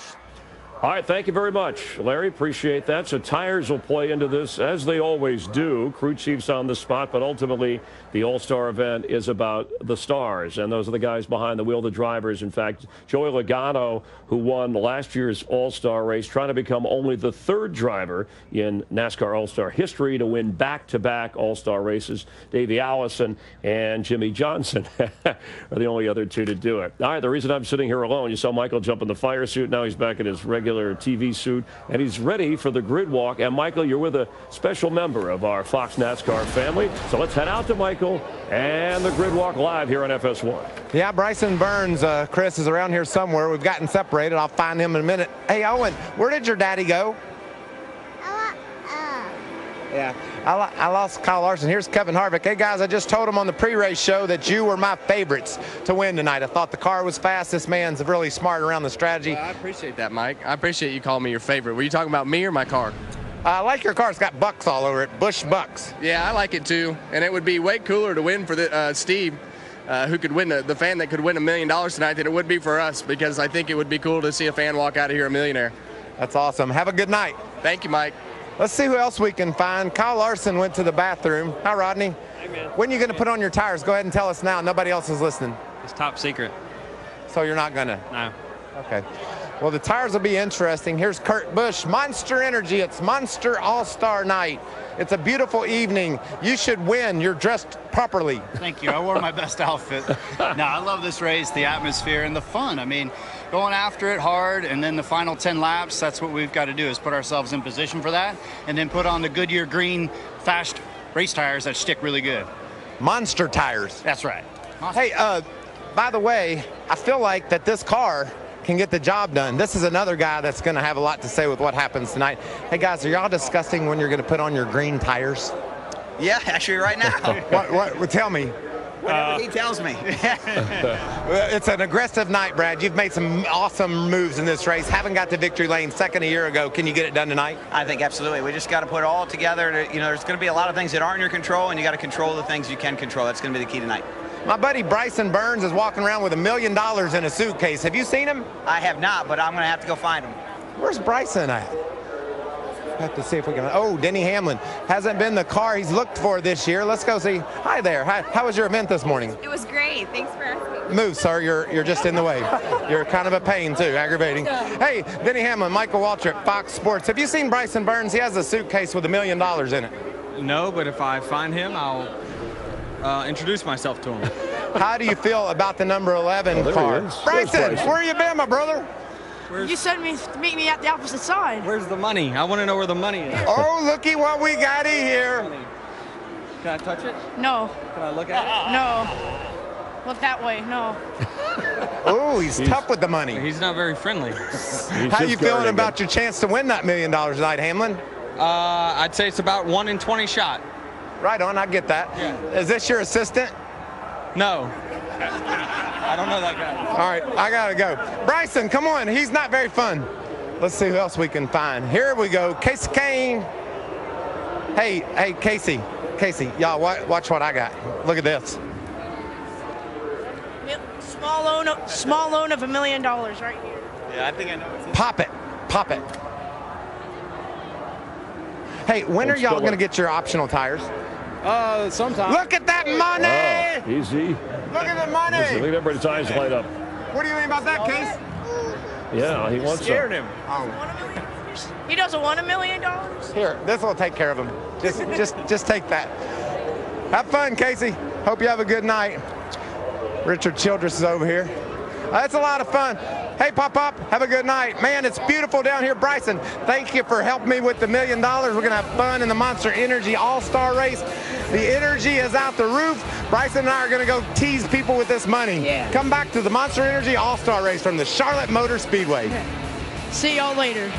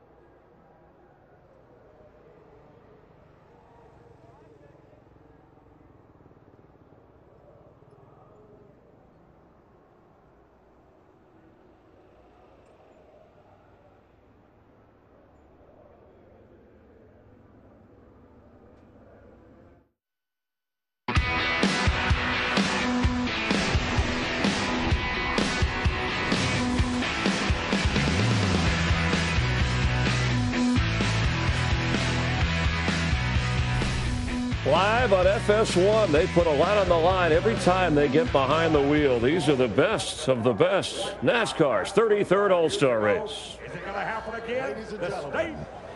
At this time, we ask that you please rise and remove your hats as the 14th Weather Squadron, United States Air Force, from Asheville, North Carolina, presents our nation's colors.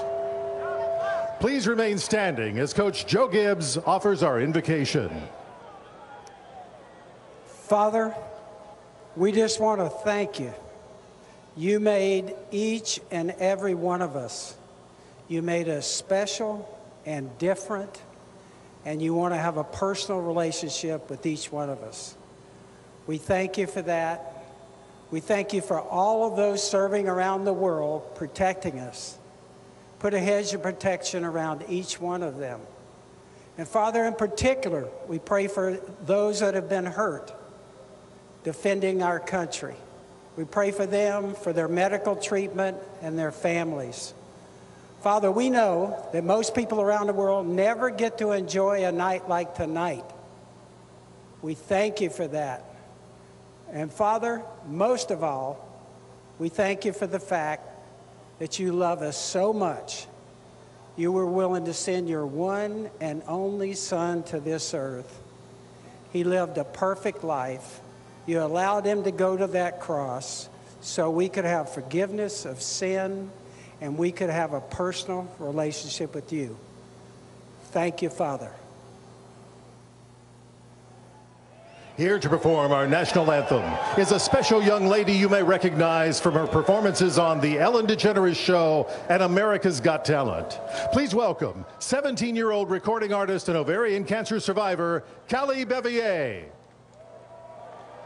Oh, say, can you see by the dawn's early light what so proudly we held at the twilight's last gleaming, whose broad stripes and bright stars through the perilous fight o'er the ramparts we watched were so gallantly streaming, and the rocket's red glare, the bombs bursting in air, gave proof through the night that our flag was still there. Oh, say does that star-spangled banner yet wave for the land of the free and the home of the brave?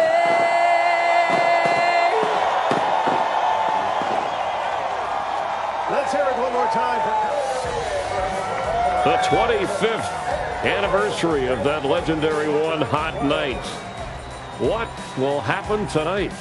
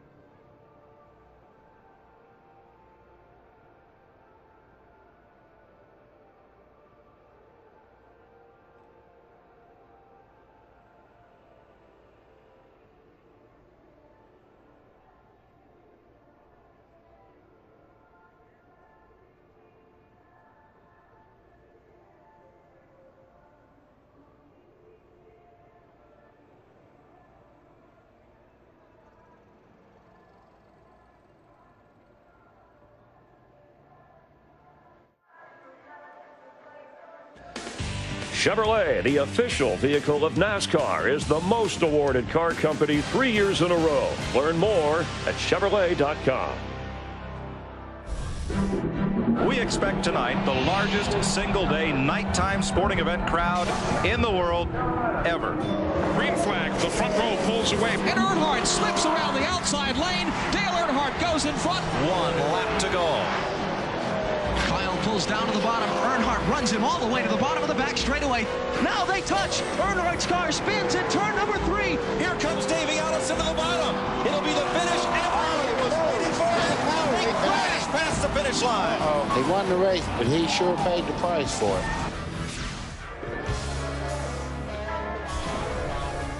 As 25 years ago, there's a guy who hasn't hit age 25 yet, Ryan Blaney, but he raced his way in the Open to be a part of the 20-car field for the All-Star race coming up. And I like these guys that have done that, Chris. Look at Clint Boyer. He was solid in that Open. He advanced right off the bat. Look for Blaney, Boyer, Chase Elliott, all those guys to race up through there. Kyle Larson, nice of him to stop by with us a little bit earlier. He's your points leader for the year, and he's the pole sitter for today. He has a win this year, but he has 4 second-place finishes, and he's a guy, when you talk about drivers that go for it, that's his middle name. That's exactly right. He's a dirt racer. They run 20-lap features. This is exactly right in his wheelhouse. You know, we talked with Greg Olson, tight end, also Kyle Rudolph, tight end for the Vikings, who are NASCAR fans who are here in attendance, and they talked about how the pit crews have to be athletic and get loose, and they're ready for their teams in this quick race. And Brad Keselowski and his Ford, runner-up last year, ready to go for his first All-Star win. Yeah, the pit crews could play a huge role in who wins this race. We're going to see strategy.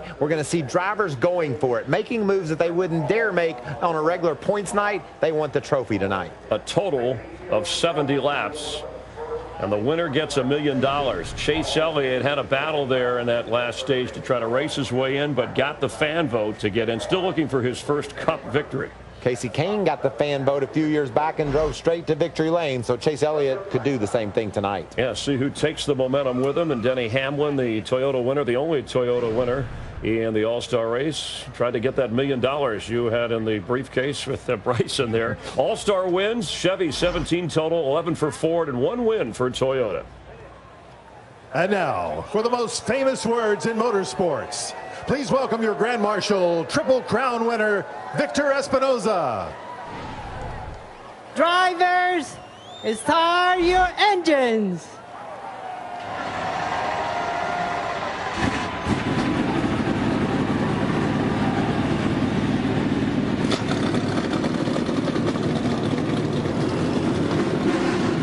A different kind of horsepower as we'll be watching him go tonight. Let's take you upstairs, our All-Star announced team. Darrell Waltrip, Jeff Gordon, and Mike Joy. Mike, you ready for a hot night?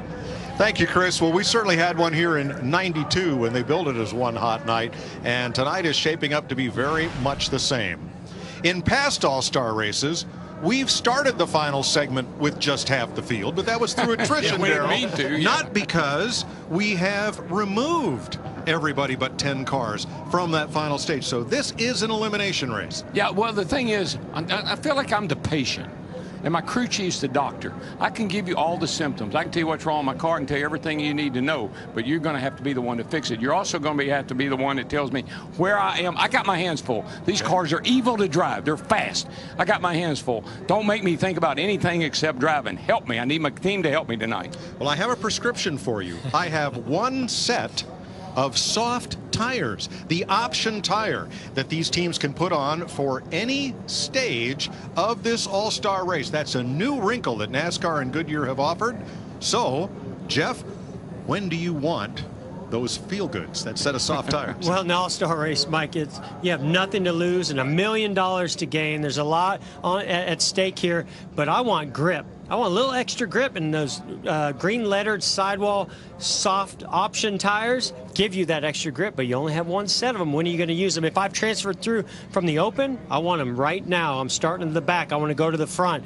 But if I'm in the All-Star race, boy, I don't know. Do you save them till the end, or do you go maybe the second or third stage? I like the third stage. I think that's when I want to put them on, get myself in a position to be in that final 10. That's when I'll use them. In the second stage, so that I'm up front for the third stage, so I transfer to the final stage. We all agree.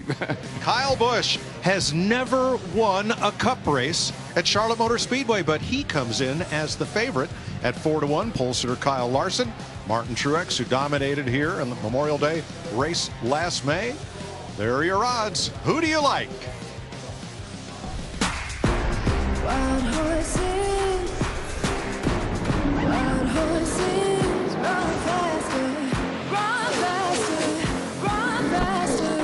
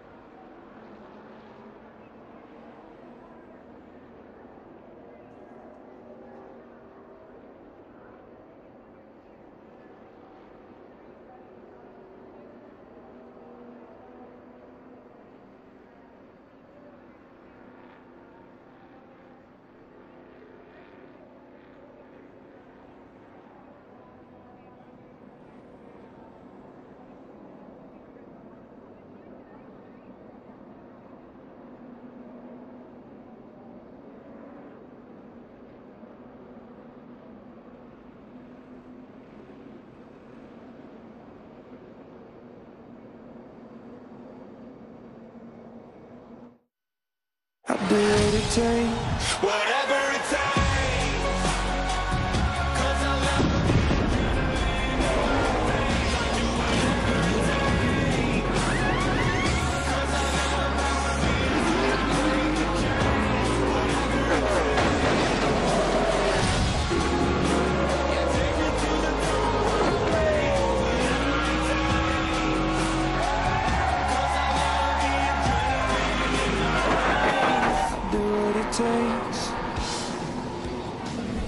Welcome to FS1's coverage of the Monster Energy All-Star Race. What a big night it's been already. Out in front of the field, two-time Baja 1000 champion B.J. Baldwin in the Monster Energy Trophy truck. B.J. actually drove all 1,000 miles of the Baja non-stop Ironman style. That monster's got over 800 horsepower. Here's the starting lineup for tonight's race. Kyle Larson won the pole here yesterday. Kyle Busch has never won a cup race here, but he'll start from the front row. Yeah, in row 2, Kevin Harvick, and beside him in fourth, four-time All-Star winner Jimmie Johnson. Yeah, starting back there in the third row, Dale Earnhardt Jr. He won his first All-Star race. Wonder if he could win his last one. Brad Keselowski, Matt Kenseth in row number 4. And let's talk to our pole sitter as we get ready to race here. Hey, Kyle Larson, DW, you got me there, buddy? I got you. Man, you are on a roll. You're the points leader. You've won a race. This race falls right into your lap. How do you feel about your chances tonight, buddy? Yeah, this is a lot of fun. You know, it's kind of like a short track race, short sprint race, like what I'm used to. So it's gonna be a lot of fun. We had a good qualifying effort yesterday, put us on the pole. So hopefully we can put this Target Chevy in victory lane and be holding $1 million at the end of the night. I like the $1 million, and your boss sitting down on the pit box. I know he likes $1 million, so good luck, man. Yeah, Chip's racing for a lot of money this month, so hopefully it can start out good for him. Chip Ganassi just got here on the chopper from Indianapolis to see Kyle Larson run tonight. Let's get down to pit road. Here's our all-star pit crew, Vince Welch. Thank you, Mike. You know, the 88 of Dale Earnhardt Jr. runs his final all-star race tonight, and you might think there would be some sentimental feelings in this pit box. And oh, sure, they'd love the $1 million that goes with winning this race.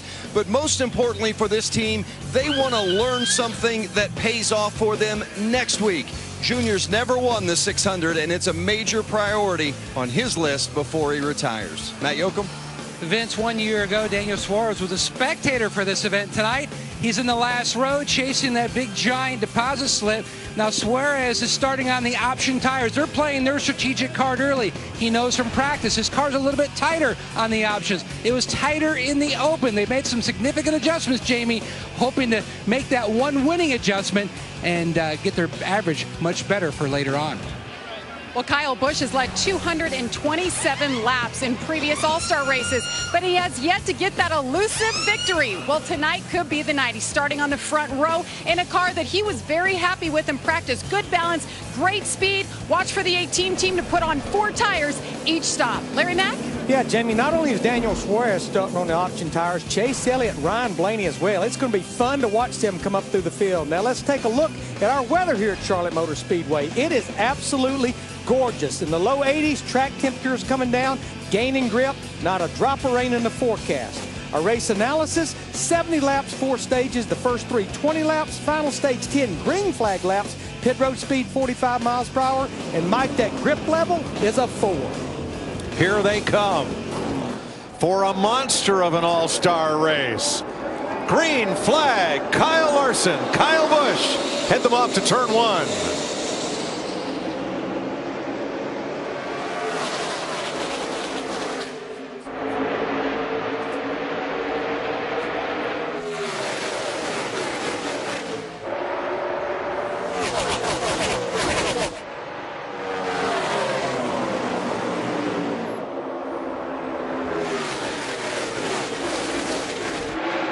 Larson to lead lap 1. Kyle Busch coming up from out of the pack for 4th. And look at this. 3 wide, and 3 wide on the first lap. 4 wide. Getting tight. Really tight. 12 cars under a blanket there. Close call for Kyle Busch. He drove deep into turn 1 really hard trying to get to Kyle Larson, and he overshot the corner, slid up the racetrack. I thought he was going to fall back a couple positions, but he's maintained 2nd. Yeah, really nice job by Larson on that start, because Kyle Busch is the king of restarts, and Larson was able to beat him to turn 1. Harvick in 3rd, Kurt Busch 4th. Back here, Denny Hamlin battling Jamie McMurray for 8th.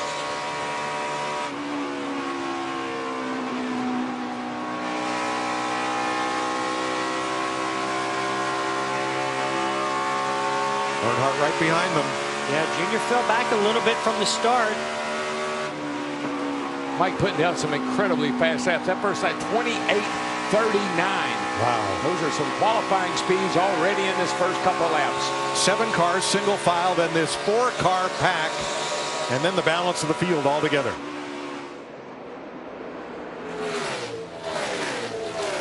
Fifth place, Keselowski up high.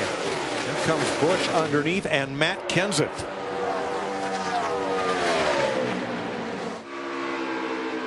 I'm not real sure what the Gibbs guys could have learned from Suarez's win, but Suarez transferred in. He may have been able to give them a little bit of information that may have helped them to start this race. You see the 2 of Brad Keselowski fighting hard with Kurt Busch. These guys, they realize every single position is going to matter in every one of these stages.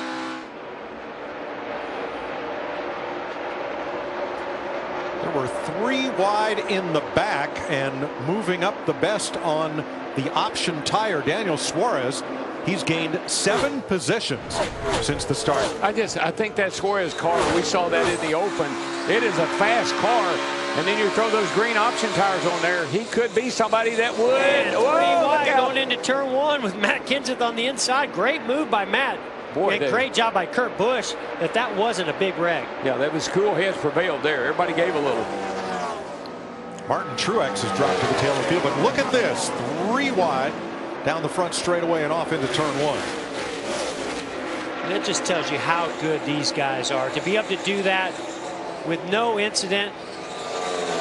I don't even think there's any damage in any fenders on those cars. I think they'll be okay in this race. I wouldn't get away with stage that. one, yeah. Stage one. I'm not sure that's going to be the case later on. You're watching the best stock car drivers in America, and you see why.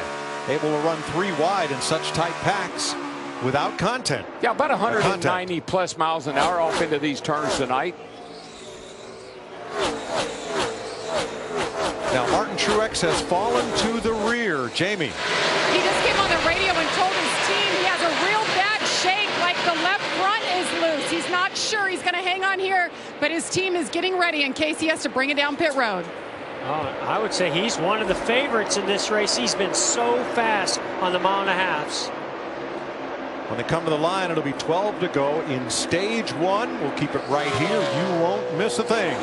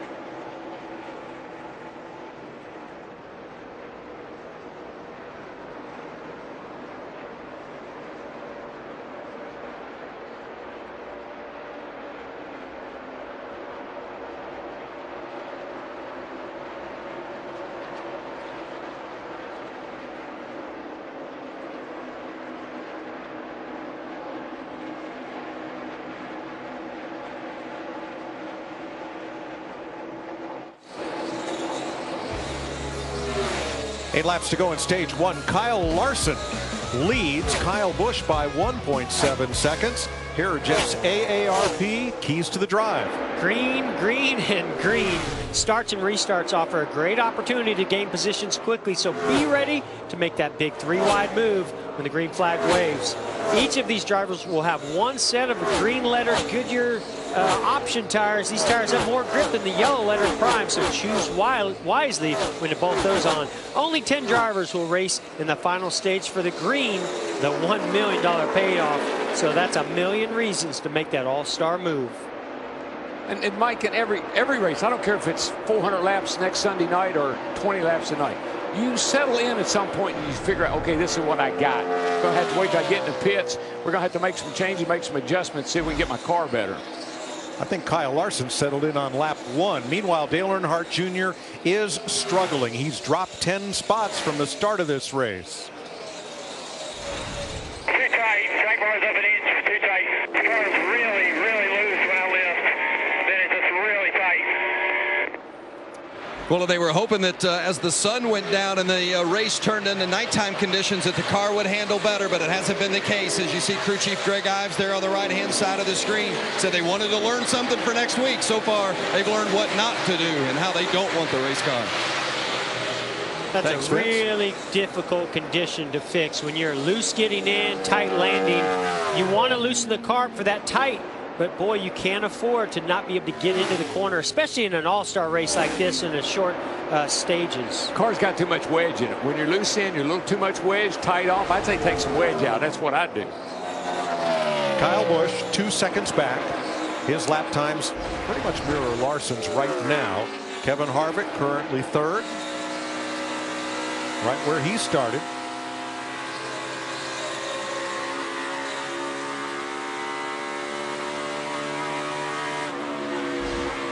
And today, Steve Sinanen is sitting on the pit box with Kevin Harvick's team. He was chosen in the Busch Bucks loyalty program so that if Harvick wins the $1 million, so does Steve. You can head to buschbucks.com for more info on that loyalty program. Now, Mike, you know, they take your average finishes. And right now, that 88 and that 78 are in big trouble when it comes to trying to get a better, you know, get a good average finish over these next 20 lappers, the next 2 20 lappers. Jamie, what's Steve going to do if he wins $1 million? Yeah, he is a super fan. He's sitting right behind Rodney Childers, the crew chief. And if he wins $1 million tonight, he wants to pay off his student loans. He is an accountant, and he wants to go to Disney World. He lives in Orlando. Makes sense. Okay. He's going to get to make a lot of trips to Disney World with $1 million. He just build his own. He can build his own rides. Pit road is closed with 2 laps to go in stage 1. Kyle Larson led 18 laps last year, but got into the wall while leading with 2 to go. Joey Logano passed him. Larson ended up 16th. Well, that's a much smarter race car driver this year than he was a year ago over here. This kid is better race car as well. Well, the cars are better. Everything about that program. Chip Ganassi and that bunch over there have done a great job of really getting themselves where they are right now. It's a car to beat just about every week. Point standing leader. Coming to the green and white flag that signifies the end of stage 1. So Larson, with this win, is guaranteed a spot in the final 10-lap shootout, as is each stage winner. From there on, it's based on your average finish of the 3 stages. Congratulations, Kyle.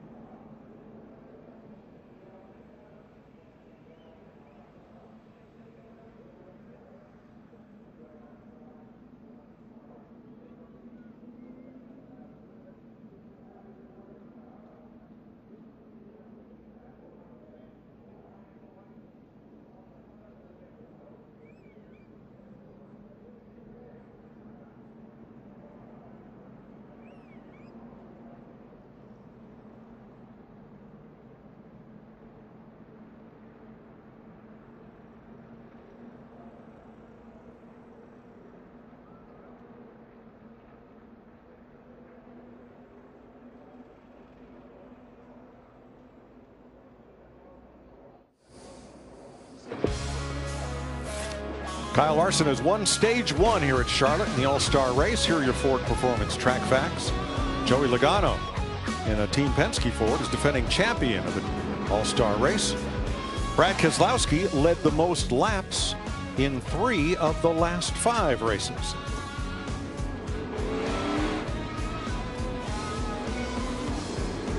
Pit road will be open this time. Who will take? There's a set of option tires. Yeah. The So green we see a few of lettered sidewalls. Yeah, we see a few on the wall right now.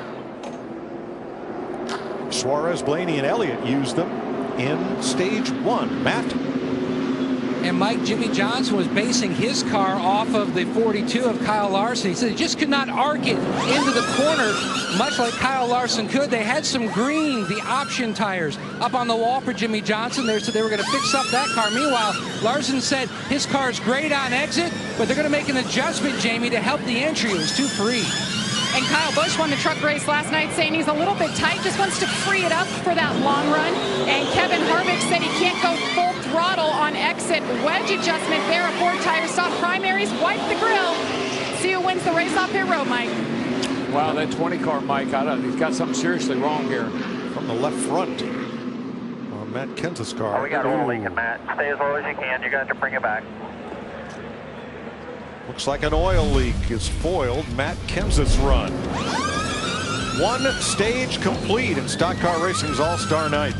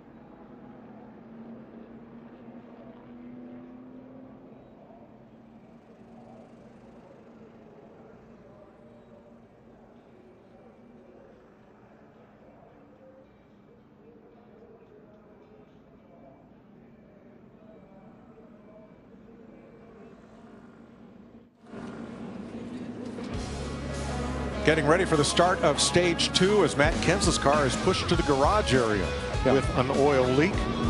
And Martin Truex will start in the rear. The Jackman was over the wall too soon for Truex's pit stop, putting on the option tires from the pit road officiating system. You see the line here, and you see the guy over the wall way before Martin got there. By the way, Mike, that was an oil cooler, broken oil cooler on the 20 car. Now on the option tire for segment 2, Jimmy Johnson, Denny Hamlin, Chris Buescher, Martin Truex, and Clint Bowyer, 5 drivers, have taken the option.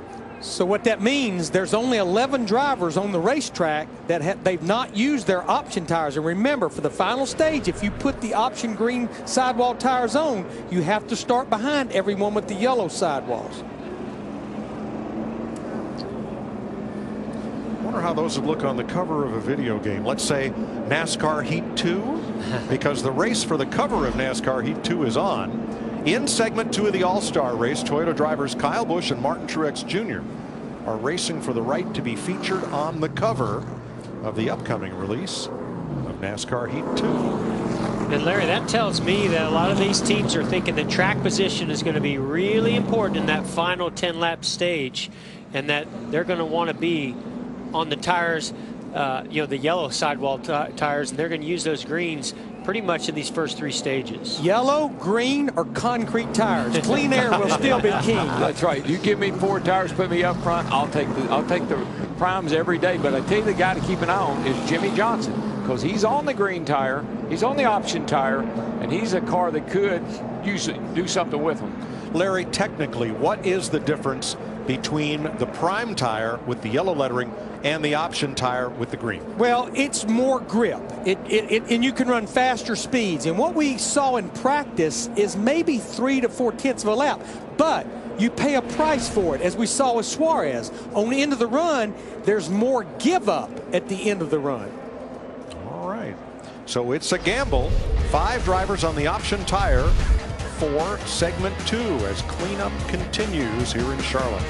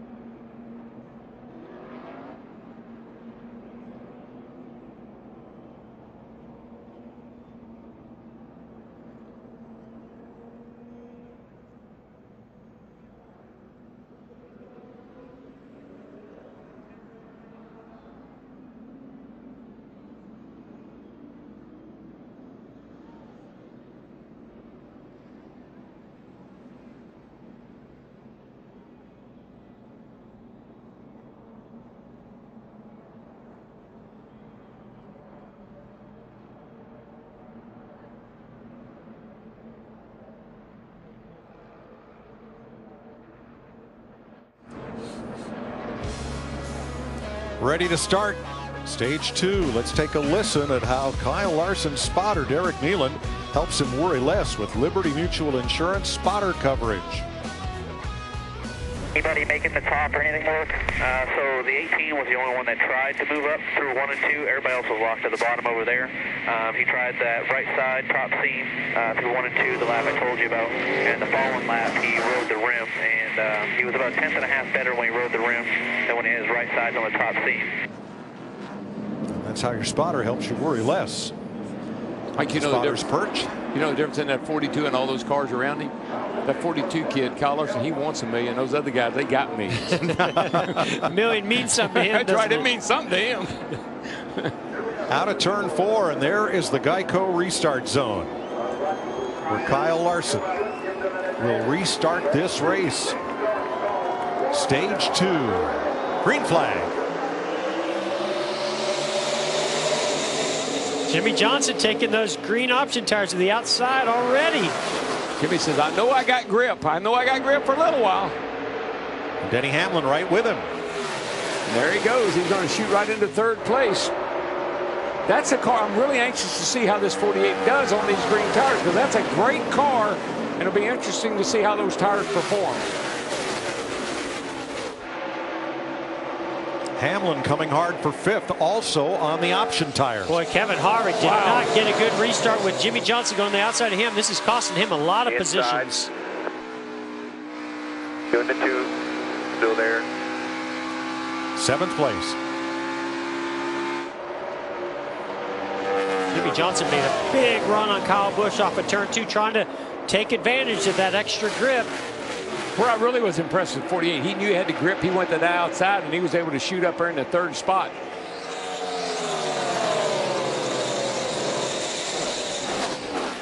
And then in about 5 to 8 laps, either Jimmy Johnson's going to say we made a good call, or he's going to say, uh-oh.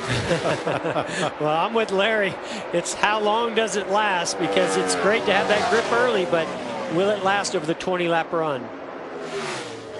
Option tires or not, how's anybody going to catch Kyle Larson? There's Jimmy's opportunity right there. He's going to take advantage of that slip up by the 18 of Kyle Busch. But right about now is when those option tires are going to be at their best. About the next 4 or 5 laps, then it's going to be a question of will they hang on?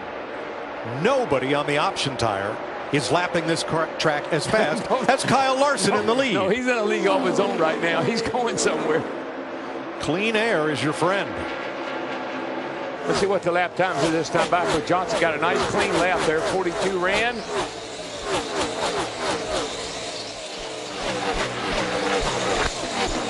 Pretty even. Jimmy about 7/100ths quicker.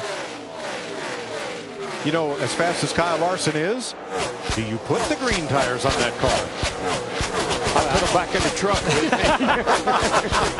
Well, get him out of my pit. Well, and you know, when you have that extra grip, there's a chance that it could change the balance of the race car. So, yeah, for Kyle Larson, be pretty careful messing up anything that you've got going on right now. Yeah, I think he's got a car that's just on a rail.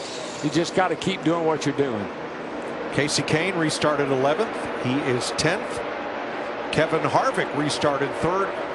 No, 8th. He's 8th. Restarted 8th. Is 8th. And remember, Mike, that 48 car was running 4th at the end of that first stage. So it's not like he put those tires on and it gave him a great big burst of speed. He had a good car at the end of that first stage.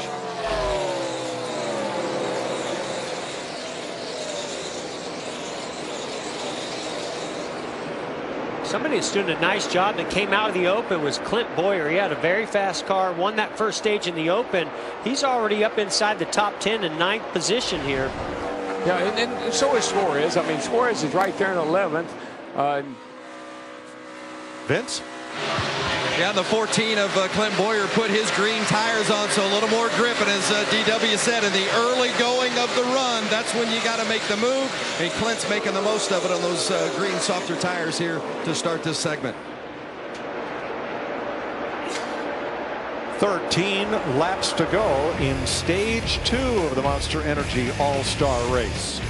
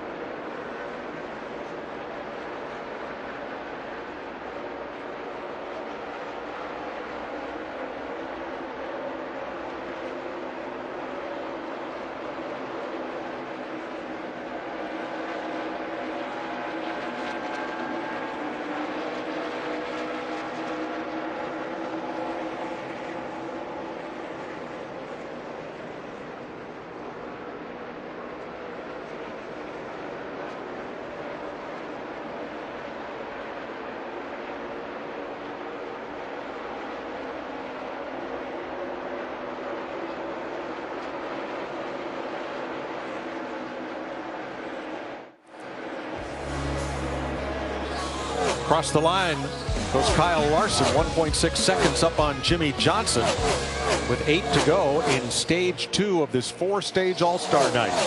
Kyle Busch 2.3 seconds back. He'll be our Toyota top performer at this stage in the event. 2.4 seconds off the lead. Denny Hamlin in the top 5 on the option tire. Daniel Suarez has been battling Chase Elliott back and forth for 10th. And Martin Truex has rebounded from 19th up to 13th in this segment. Yeah, Mike, I tell you, I believe that the tires on the 48 are starting to give up. Kyle Busch in that Carl M&M's car is starting to close the gap. I mean, he's really gained on him in the last 2 or 3 laps. Yeah, Jimmie Johnson lost 2/10 that lap to Kyle Larson and Kyle Busch.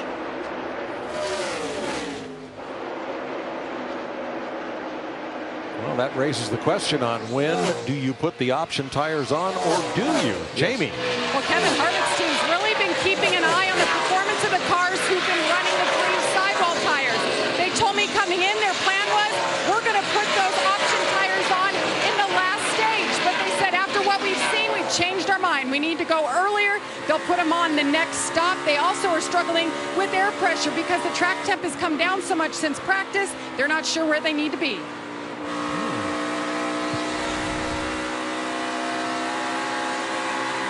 Yeah, I'm just a 3rd stage man myself. I'm going to put them on. That's when I'm going to put them on and get all I can out of them. Maybe I can transfer.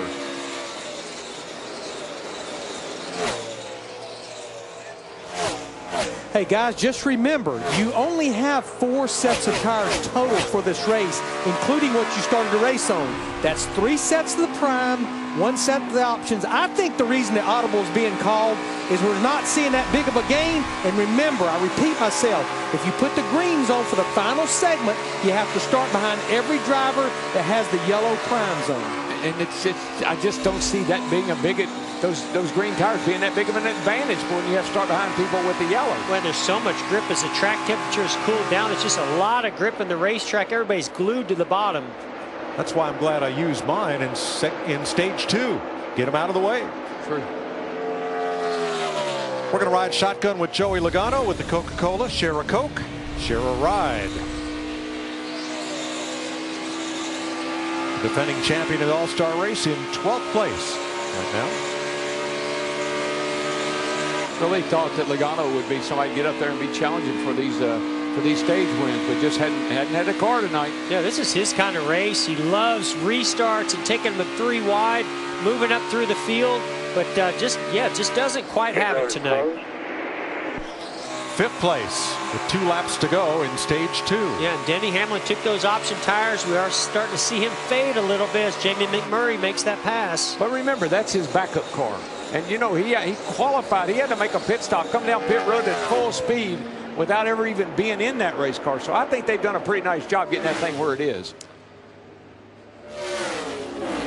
I still think those option tires, they are a gain on the short run, and it's so difficult to get a big run on somebody, as we see Keselowski getting a run on the 11, that Jimmie Johnson's been able to hold 2nd place ahead of the 18, even though he's fading. Final lap of stage 2.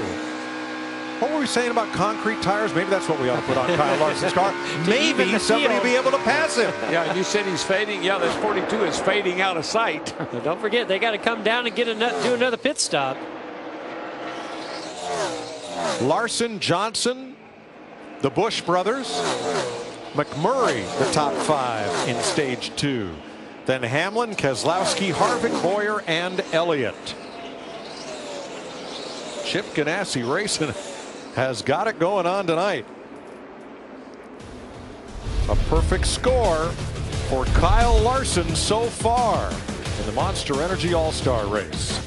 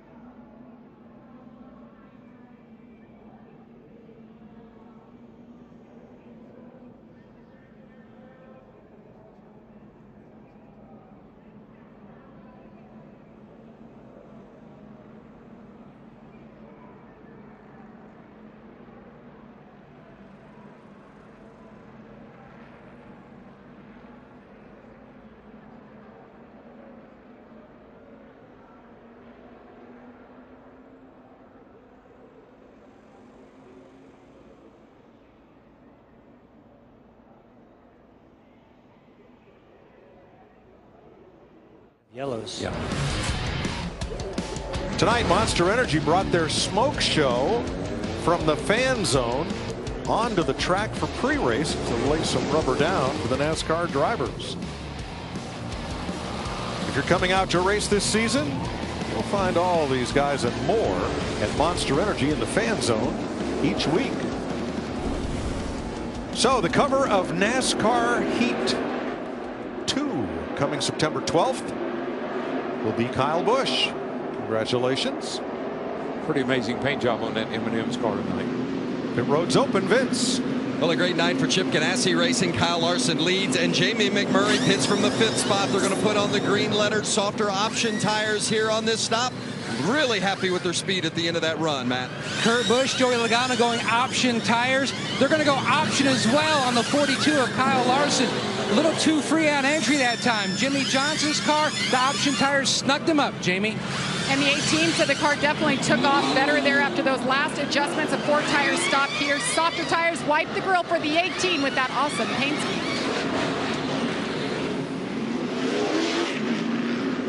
Clint Boyer and Ryan Blaney gambled with 2 tires and moved to the front of the pack. Woohoo! We talk about options. I got an option. 2 tires. That's it, brother. That's it. Stage 3 of 4 coming up on the All-Star Night. Boyer couldn't have done.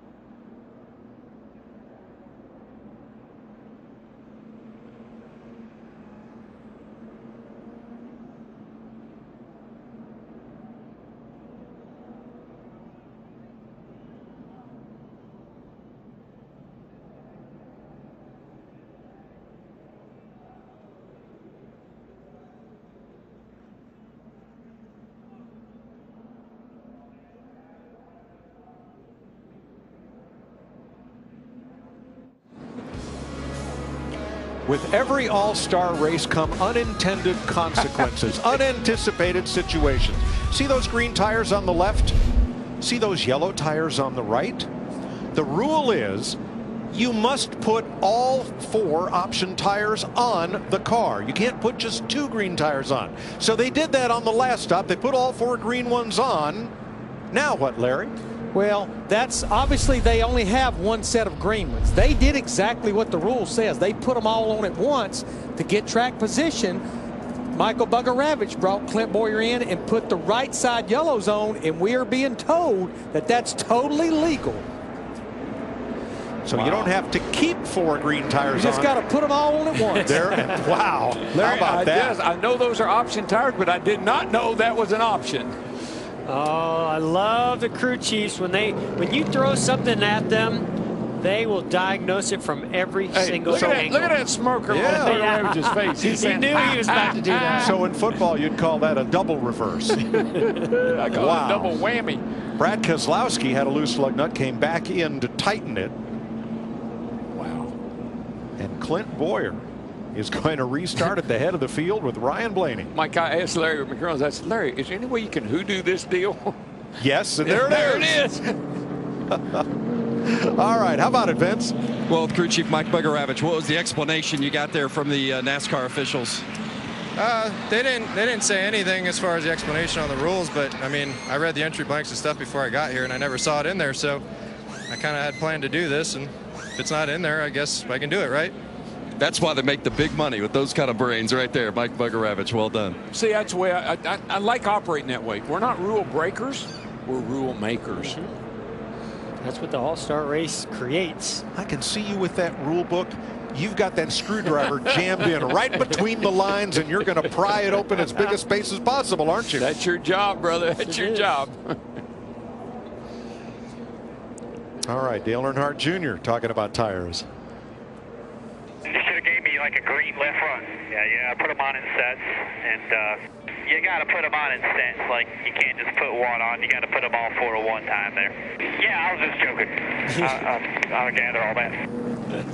Oh, well, you got to love the sense of humor of Dale Earnhardt Jr. He's been having some fun with those guys. All right, let's add up the running positions at the end of each stage, because the average after 3 stages will determine which 10 drivers move on. Kyle Larson has a perfect score of 2 first-place finishes. Kyle Busch 5, Jimmy Johnson 6. They're in really good shape. Harvick, Busch, Keselowski, Hamlin, and McMurray in great shape. Boyer and Suarez kind of right there on the edge. It'll be the average running order of the end of the 3 stages that determines who goes into the final round of 10. We know Kyle Larson will be in there because he has won 2 stages. Keselowski back in. And they're going to put on right side prime tires. Are they going to go for 4? They are.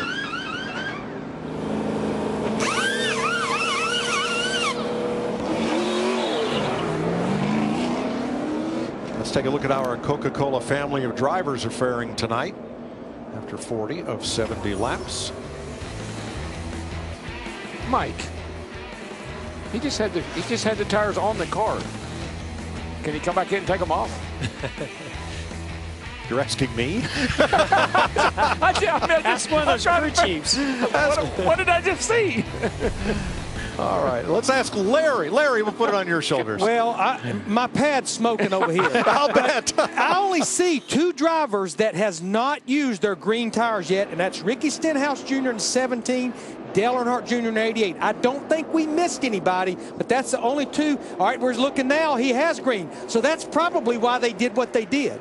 Speaking of green, green flag. Out of the Geico restart zone and headed for turn 1. Boyer, Blaney, Larson, Johnson. I think Larson just has to mind his manners here just for a little bit and let these guys sort out a little bit.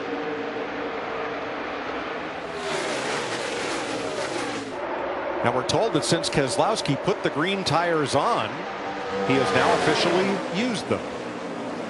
Even though they changed back to the prime tire before the restart. I was just about to say this race has been a little too tame. Wow. There's no way that that's going to continue. This is not going well for not the 42. Boyer.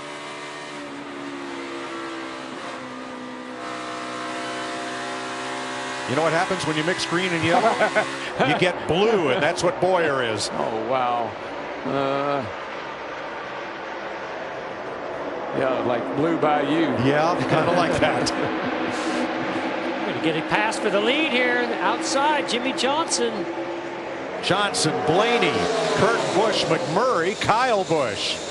Remember, Blaney took 2 tires. Whoa, what a move. Goodness gracious.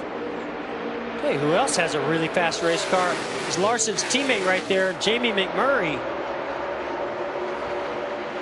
Woo. These guys are starting to act like they're racing for $1 million.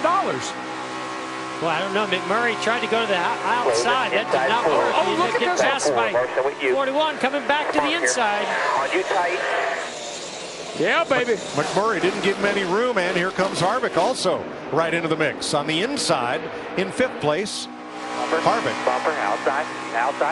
Look at this. Oh, watch this move by Inside, Harvick. outside. Three Clowns to the wide. left. Jokers to the right. Stuck in the middle.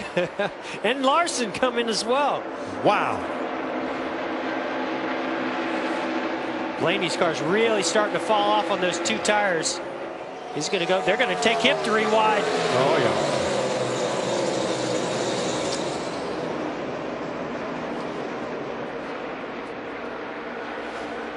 All right, we listened in on Brad Keselowski's team on the decision to put the green tires on and take them right off.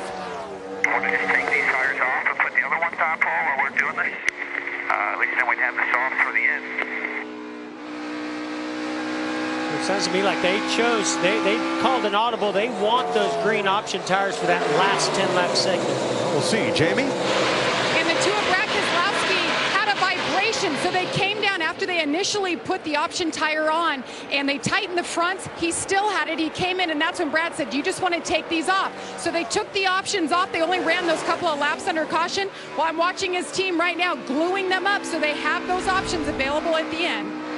Exactly, Jamie. That's what I was going to say is you only had 4 sets of tires total to run this race, including what you started the race on. So they have no more sticker tires to use. Yeah, once they bolt them on, that's considered using that set, correct, Larry? We are double checking with NASCAR, but we are being told that once you use the option tires, you cannot put them back on the car. In other words, you have 1 option to use them. Uh-oh, 21. Looked like something may have happened to 21 car. Yes, it's almost like he has a tire going down. He's really been struggling these last few laps. Yeah, he's slowing And down. Chase Elliott got into the wall last time around.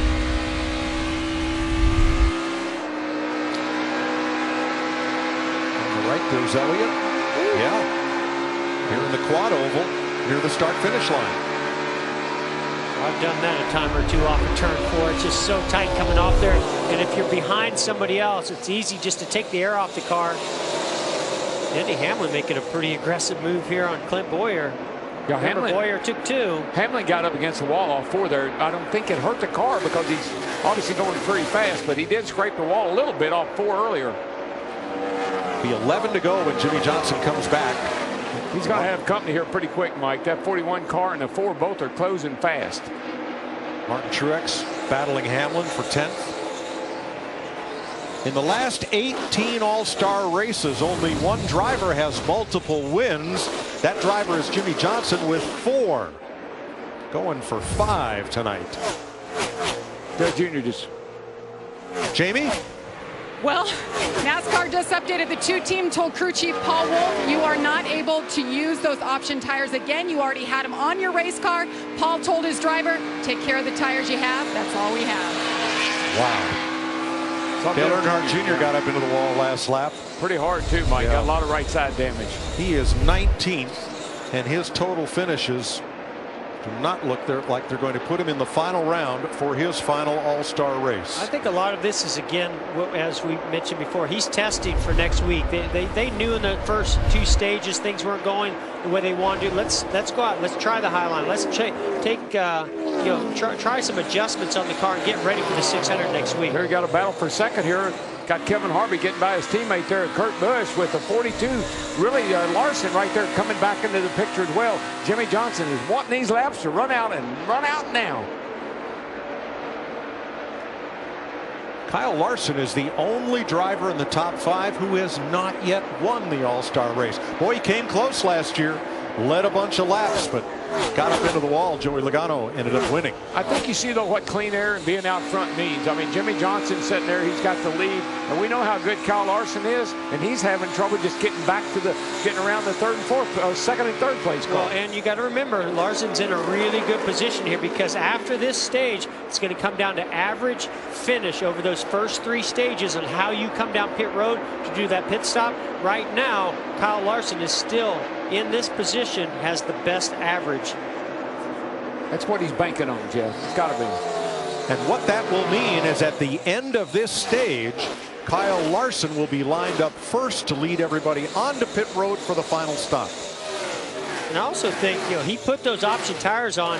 His car seems to really like the prime tire. Yeah. On these options, it didn't take off on the restart. Really hasn't been as good. But watch what happens when he puts those primes back on.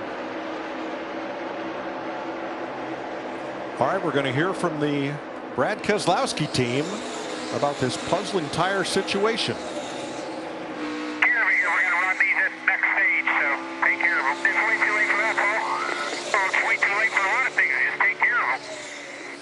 Well, and I talked to the NASCAR control tower, and if you read the entry blank, it says when you put those option tires on, they have to be sticker brand new tires.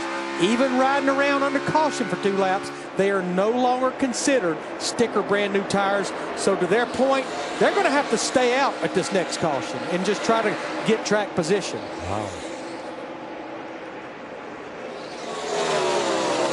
I think one thing we learned, you don't want to put 2 primes and 2 options. You want the right's being yellow, the left's being green, and work out too good for Clint Bowyer. Don't out-trick yourself. That's right. 4.5 laps to go in stage 3, and Kevin Harvick is there for 3rd place. Kyle Larson. Harvick's been closing down every lap. Don't know if he's going to have enough time or not, but he's going to get there. And now in Jimmy Johnson's position, maybe even if he falls back to 2nd, I believe he'll be the 2nd best on the average. So he's in a pretty good position here, but obviously he wants to win this stage. Average of the 3 stage finishing positions determines who gets into the final round, with stage winner Kyle Larson and either Jimmy Johnson or Kevin Harvick here in 3 more laps. Boy, Harvick got a nice run off of 2 that time. He is coming down that back straightaway. Some ponies up under that hood. Look at him close. Yeah, he's starting to move around a little bit. You can see he gives up a little bit of speed, getting in the corner. Ooh, a little loose there, but look at the run he gets up off the corner. But watch out behind you, because here comes Kyle Larson. Turn 3, 1 car way up high. Ryan Newman. He may have had contact with Denny Hamlin. And he makes it to pit road. Newman was 12th. Gets loose off of turn 2. They make contact. It's all it takes sometimes to cut that right front tire. Newman goes to the garage, and we stay green.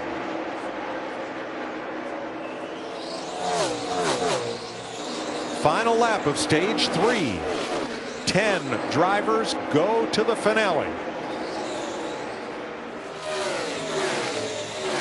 I think Larson may be able to get around on Kevin Harvick here coming down the back and into 3 and 4. It's going to be a mighty tight race. All 3 of these first 3 drivers are all going to move on to the final, and so is Kurt Busch in 4th and Jamie McMurray in 5th. The rest will have to sort out. Jimmy Johnson wins stage 3 from Harvick, Larson, Kurt Busch, and McMurray. Kyle Busch, Logano, Elliott, Blaney, and Hamlin, the top 10. Wow. We're going to ratchet it up a notch for the final round, as only green flag laps will count. Congrats to Jimmy Johnson, who wins stage 3.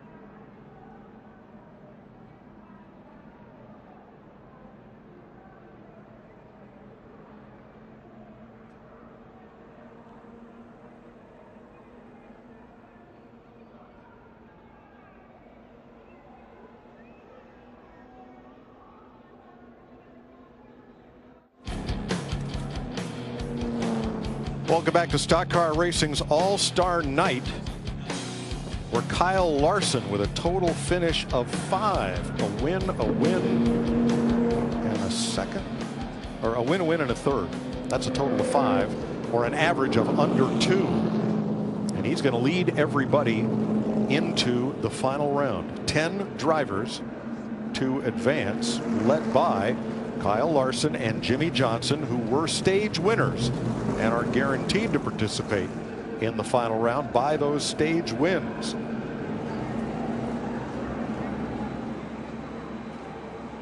Kyle Busch, Kevin Harvick, Kurt Busch all had good consistent runs, averages of 4 or 5. We'll await word from NASCAR on the final rundown of 10 drivers. In case of a tie, the tie is broken by the higher finish in stage 3.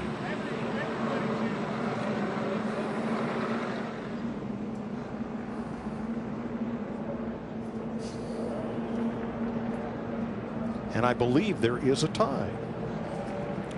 Joey Logano and Chase Elliott. And Joey Logano will break the tie because he finished 7th in stage 3 and Chase Elliott finished 8th.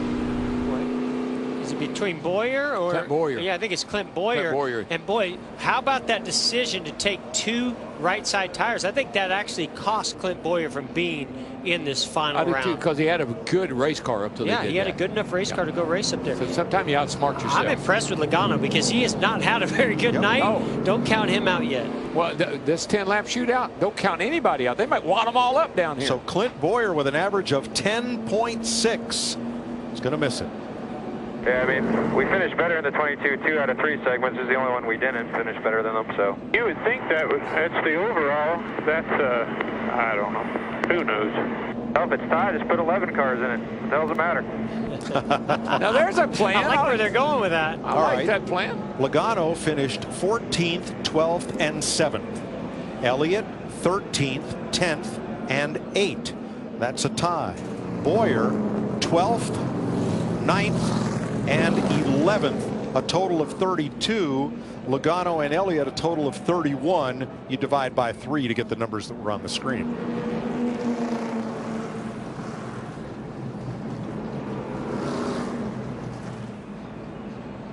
So as we get ready for the final stage of 10 green flag only laps, let's take a look at tonight's Credit One Bank ones to watch. Yeah, Kyle Larson's just having an all-star kind of season, maybe even a championship type of a season, and having an all-star night. I think he goes on to win his first all-star event. Mister, where did he come from? Kevin Harvick. He won this race in 2007. He's finished 2nd in 2 of the last 3 all-star races. He is wanting that first win in a Ford. Are you kidding me? Come on, guys. This guy right here, he got 4 wins already in the All-Star race. When this car runs up front, he's the guy to beat. I love a good restart. And another cat that loves a good restart is Kyle Busch. Watch this kid go when they throw the green flag. The pit crew has been on game. They will be tough in this final 10-lapper. Well, I guarantee you Jamie McMurray will make a bold move in these 10 laps. Will it be a winning move? We'll see. Checkers or wreckers.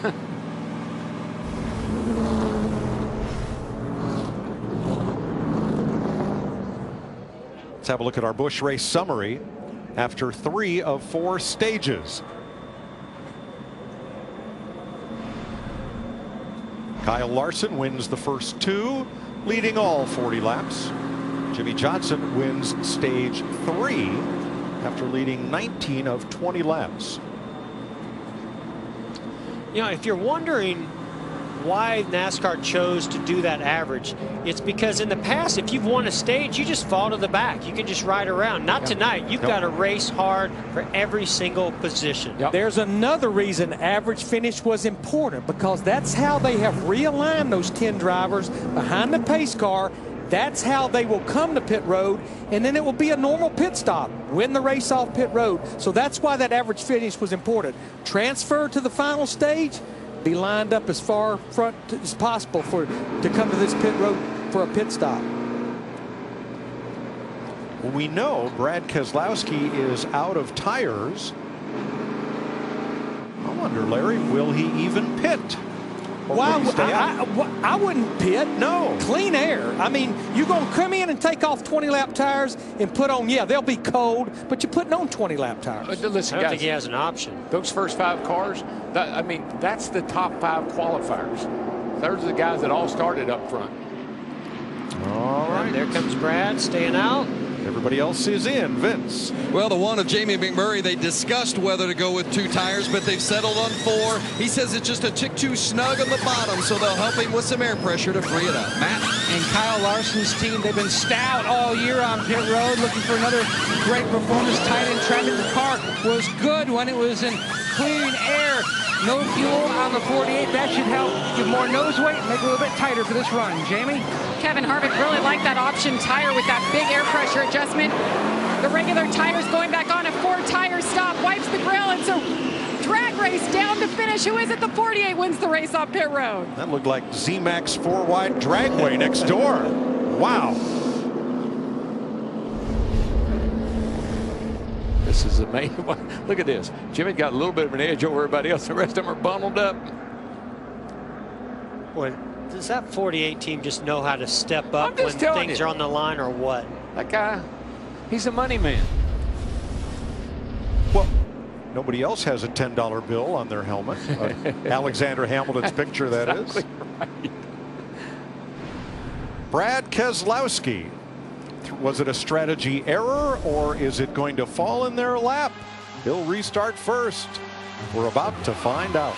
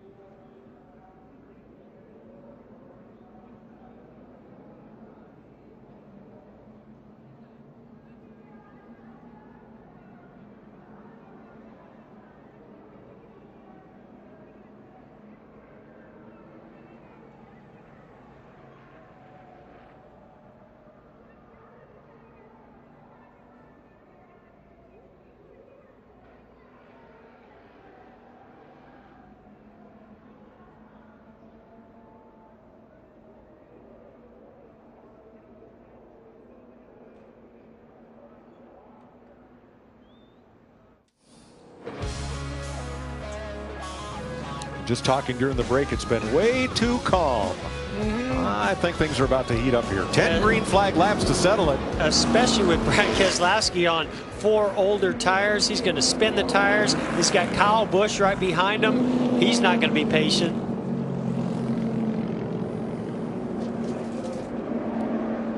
Somehow or another, the word mayhem comes to mind. Now, Chase Elliott came to pit road to pull a fender out, make sure they didn't have a tire rub.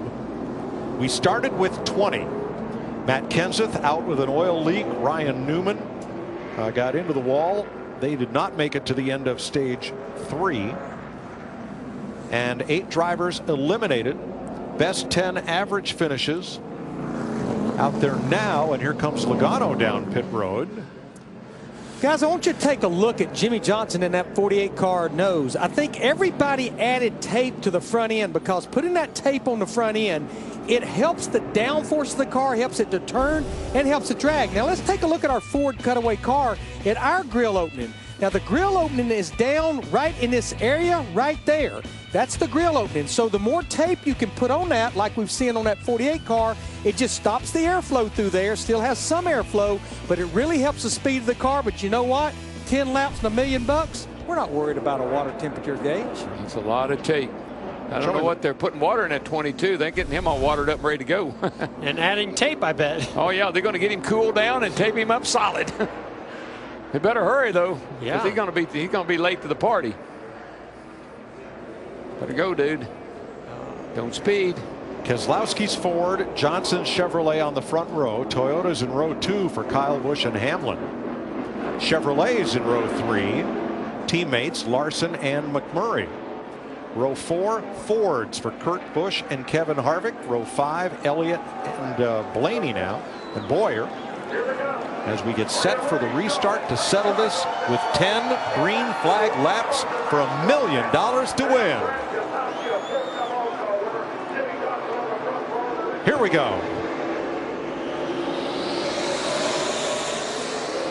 And there we go.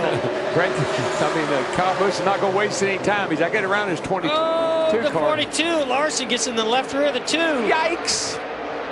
Who pins Hamlin up against the wall. McMurray takes off. I didn't think the 22 would catch this crowd, but he is coming up to the back of the field ahead of steam. He got quite a running start. He did. I think the 11's got a tire rub. Yeah, big smoker there. Took a hard hit from Keselowski. Kyle Busch has never won a cup race at Charlotte Motor Speedway, points race, all-star race, or otherwise. Oh, Jimmie Johnson just got down on the apron, trying hard to catch Kyle Busch and almost lost it. How was that not a wreck on that restart? Hard to believe. It's a 7-time champion, that's how. With 82 wins, I mean. Last night here at the Speedway, Kyle Busch stole all the candy from those kids in the truck race, won all 3 stages. And this was just textbook by Kyle Busch. He knew the 2 was going to spin the tires. Kyle Larson wanted to follow him through there. Wow. Incredible job by Brad Keselowski not to spin out. The 11 got in trouble. Jimmie Johnson is in the tire tracks of Kyle Busch. Remember, Kyle Busch has never won the All-Star race, never won a race here at Charlotte Motor Speedway, but boy, he's led plenty of laps. Well, that special paint job they got on that car tonight might just pay off. They might want to run that more than once. Don't count out Kyle Larson, just 7/10 of a second back after winning stages 1 and 2. All it takes is Jimmie Johnson to get side by side with the 18 and Kyle Busch, and that's going to bring Kyle Larson right into the mix. I just don't think they can get there. That 18 car, when you put him out front, clean air, and $1 million at stake, going to be a hard cat to catch. Denny Hamlin has come to pit road with a tire rub, and now there are 9. He pulled away just a slight bit there off of turn 2. Got him a little breathing room.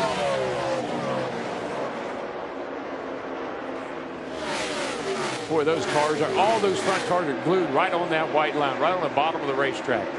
Halfway in the final stage. Fastest laps that we've seen all day long, down the 28-second bracket. That's amazing. Well, you run 10 qualifying laps. I mean, this is like we saw them put tape on the cars. Everything about the car is taped up. This is max speed. Larson was fastest on that lap. Matt? And Mike, Kurt Busch just told his team something either fell off of the 42 or out from underneath the 42, but I just ran it over. Well, could have been his lucky charm from stage 1 and 2. We know. Oh, Larson just got a problem going into 1. No, I think he's chose to go to the high side, DW. I think he realized he's not going to be able to get by Jimmie Johnson unless he tries something different. I thought I saw a little smoke. Maybe he drove it in so hard, like a little right front tire smoke, but it looked like there was a little smoke. Of all the All-Star winners, it took Tony Stewart the longest to notch his first one. He did it in his 11th start. This is Kyle's 12th try to win the All-Star race.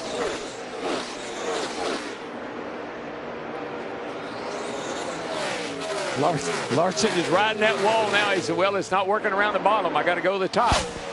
But he was not as fast as that lap as Busch or Johnson. Sometimes it takes a lap or two to build up that right front tire, work that outside lane to find the speed. It doesn't come immediately in the first corner. Yeah, I think you got to get your rhythm. Once you've been hooking that bottom, now you got to get up around the top.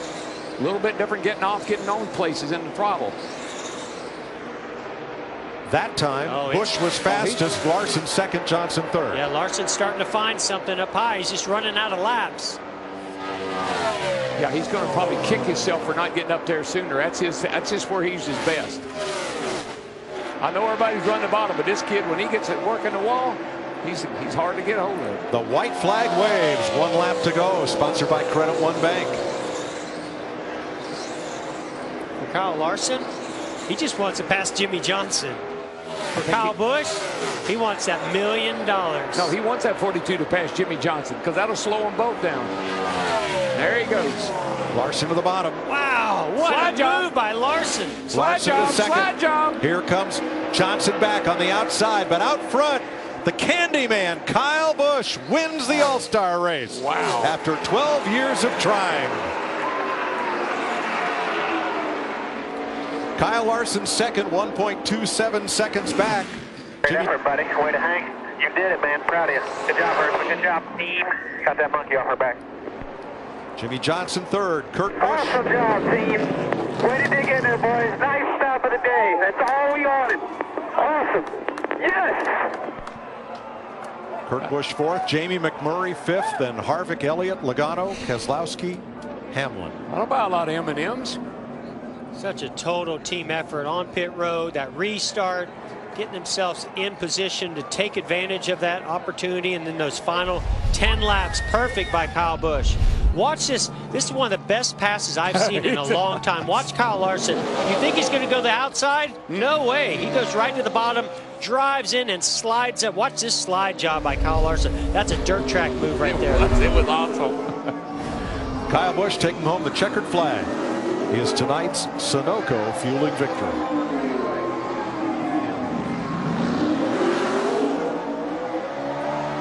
This may take a while. He may be here a while. He's the 23rd different driver to win an All-Star race and the 16th different winner in the last 19 years. I think he wanted to add to the Smoke Show. Yeah. Well, it is Smoke's birthday. Happy birthday, Tony Stewart. Hey, that's his first Cup win over here, guys. That's right. And look how excited he is about it. Oh, wow. It's the second All-Star win for Joe Gibbs Racing and Toyota. Swept the weekend. Won last night.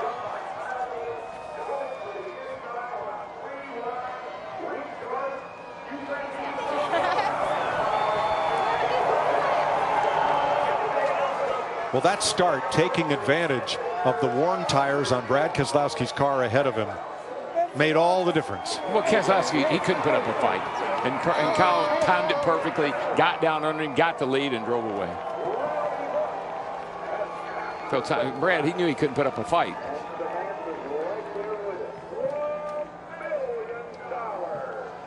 Let's go back and take a look at that start of the final stage.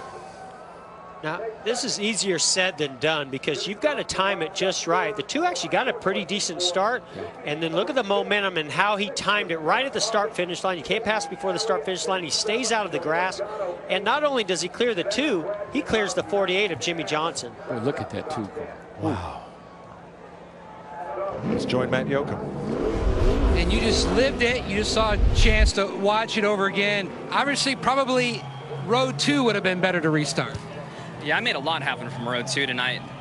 When you're the second place car, you can't jump the leader, but everybody second, third, fourth row is going to jump and do what they can to roll up on the situation. So I was really hopeful with Brad being on old tires and being on the bottom that he'd be able to hold that lane back, especially Kyle with how good he is on the restarts. And it just didn't happen. He got in there. I got a decent start. Looked like 11 spun tires real bad behind me, wasn't able to push me and help get me going.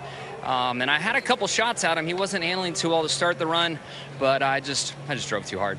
I could see $1 million out the windshield and just drove this slow Chevy way too hard in the corner a couple times and gave up some ground. But strong performance all night long to sit there and run, top 2, 3, 4 all night was a great sign for this slow Chevrolet, and learn a little bit tonight, come back next weekend, and have some more fun. Jimmy Johnson third in the All-Star. Vince? When $1 million is on the line and there's no points at stake, there's not much satisfaction in second place for Kyle Larson. Was the restart, I know you were watching the restart there on the replay, was that the difference at the finish? No, I think the difference was, my pit crew's been awesome all year, so I don't want to take anything away from them. We came down pit road the leader, and 3 people passed us, so that was pretty much the difference there. But 10 laps, track position's huge, and we just didn't have it there at the end. So we had the best car out there for sure. Even in traffic, I thought I was really good. Was able to get the top rolling there. I would have needed a 20-lap run instead of 10, but I don't know. Thought we had it most of the race, but that's how racing goes, and sometimes it works out for you and sometimes it doesn't. But happy we had a really fast car today, and go on to 600, long race, and try and win that one. So close. Kyle Larson, second place. Mike? Well, he'll return here next week as the Monster Energy Series point standing leader when we come back for the Coca-Cola 600 next Sunday night. Mike is so disappointed. You can see it in his face. He just saw $1 million out the windshield drive away. For the first time in NASCAR's Premier Series, Kyle Busch rolls into victory lane. 12 years of trying to win this All-Star race, and now he's done it.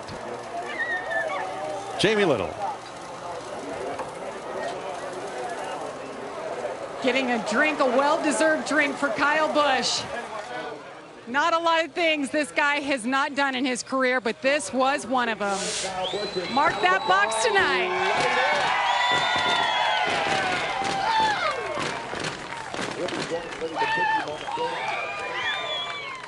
And you could tell this one means a lot, Kyle. I just said there's a lot of things you haven't done. This was one of them, winning in a Cup car at Charlotte. It's your first win of the year in the 2018 Camry. Why is this one so special? Why are you so pumped up?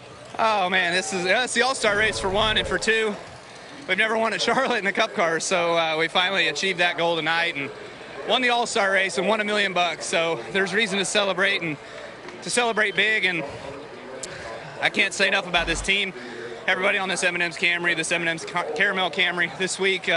First race, first win for those guys, and being a whole new product and being on the shelves here in May, it's a whole new launch and a whole new program, and it's here to stay, so everybody pick up your Caramel. Can't say enough about Adam Stevens. You have Adam Stevens and these guys in the pit box, and you can rely on them all day long, and I had to do that tonight. We weren't quite the fastest car, but we made the right changes when it mattered most. We made the right moves when it mattered most, and we got the most out of our night tonight and got here to victory lane. So just so relieved, eluded, proud, and excited all in the same time. Kyle, you and your wife Samantha were in Washington, D.C. You guys are big advocates for people struggling with infertility. You won $1 million tonight. How far does that go in your charity and what you guys do to give back to those struggling? Well, it certainly goes a long ways. The things that we do and the charitable things that we do are certainly a part of the Kyle Busch Foundation. My wife, she's a huge advocate. We both are. For IBF and for our son. This is our son's birthday week this week. He turned 2 on May 18th. So obviously this one's for them, and just an awesome day for us, awesome weekend. We celebrate his birthday tomorrow because it's the day off. So it's going to be a heck of a party for a 2-year-old. Not sure he'll remember it, but we all will. So it's going to be a lot of fun, and all in all, just super excited, super pumped for all these M&M's guys, everybody from Mars, Skittles, Pedigree, Snickers, NOS energy drink, Toyota Camry. This thing was fast enough tonight, so. Excuse me. Wait a minute. No, here we go. I'm always giving you $1 million checks. Always giving you $1 million checks. That's right. Hell, I'll take this one. Hell yeah, finally. All right. You got it. Thanks, brother. Good job. All right. Woo! Yeah! Now that's $1 million.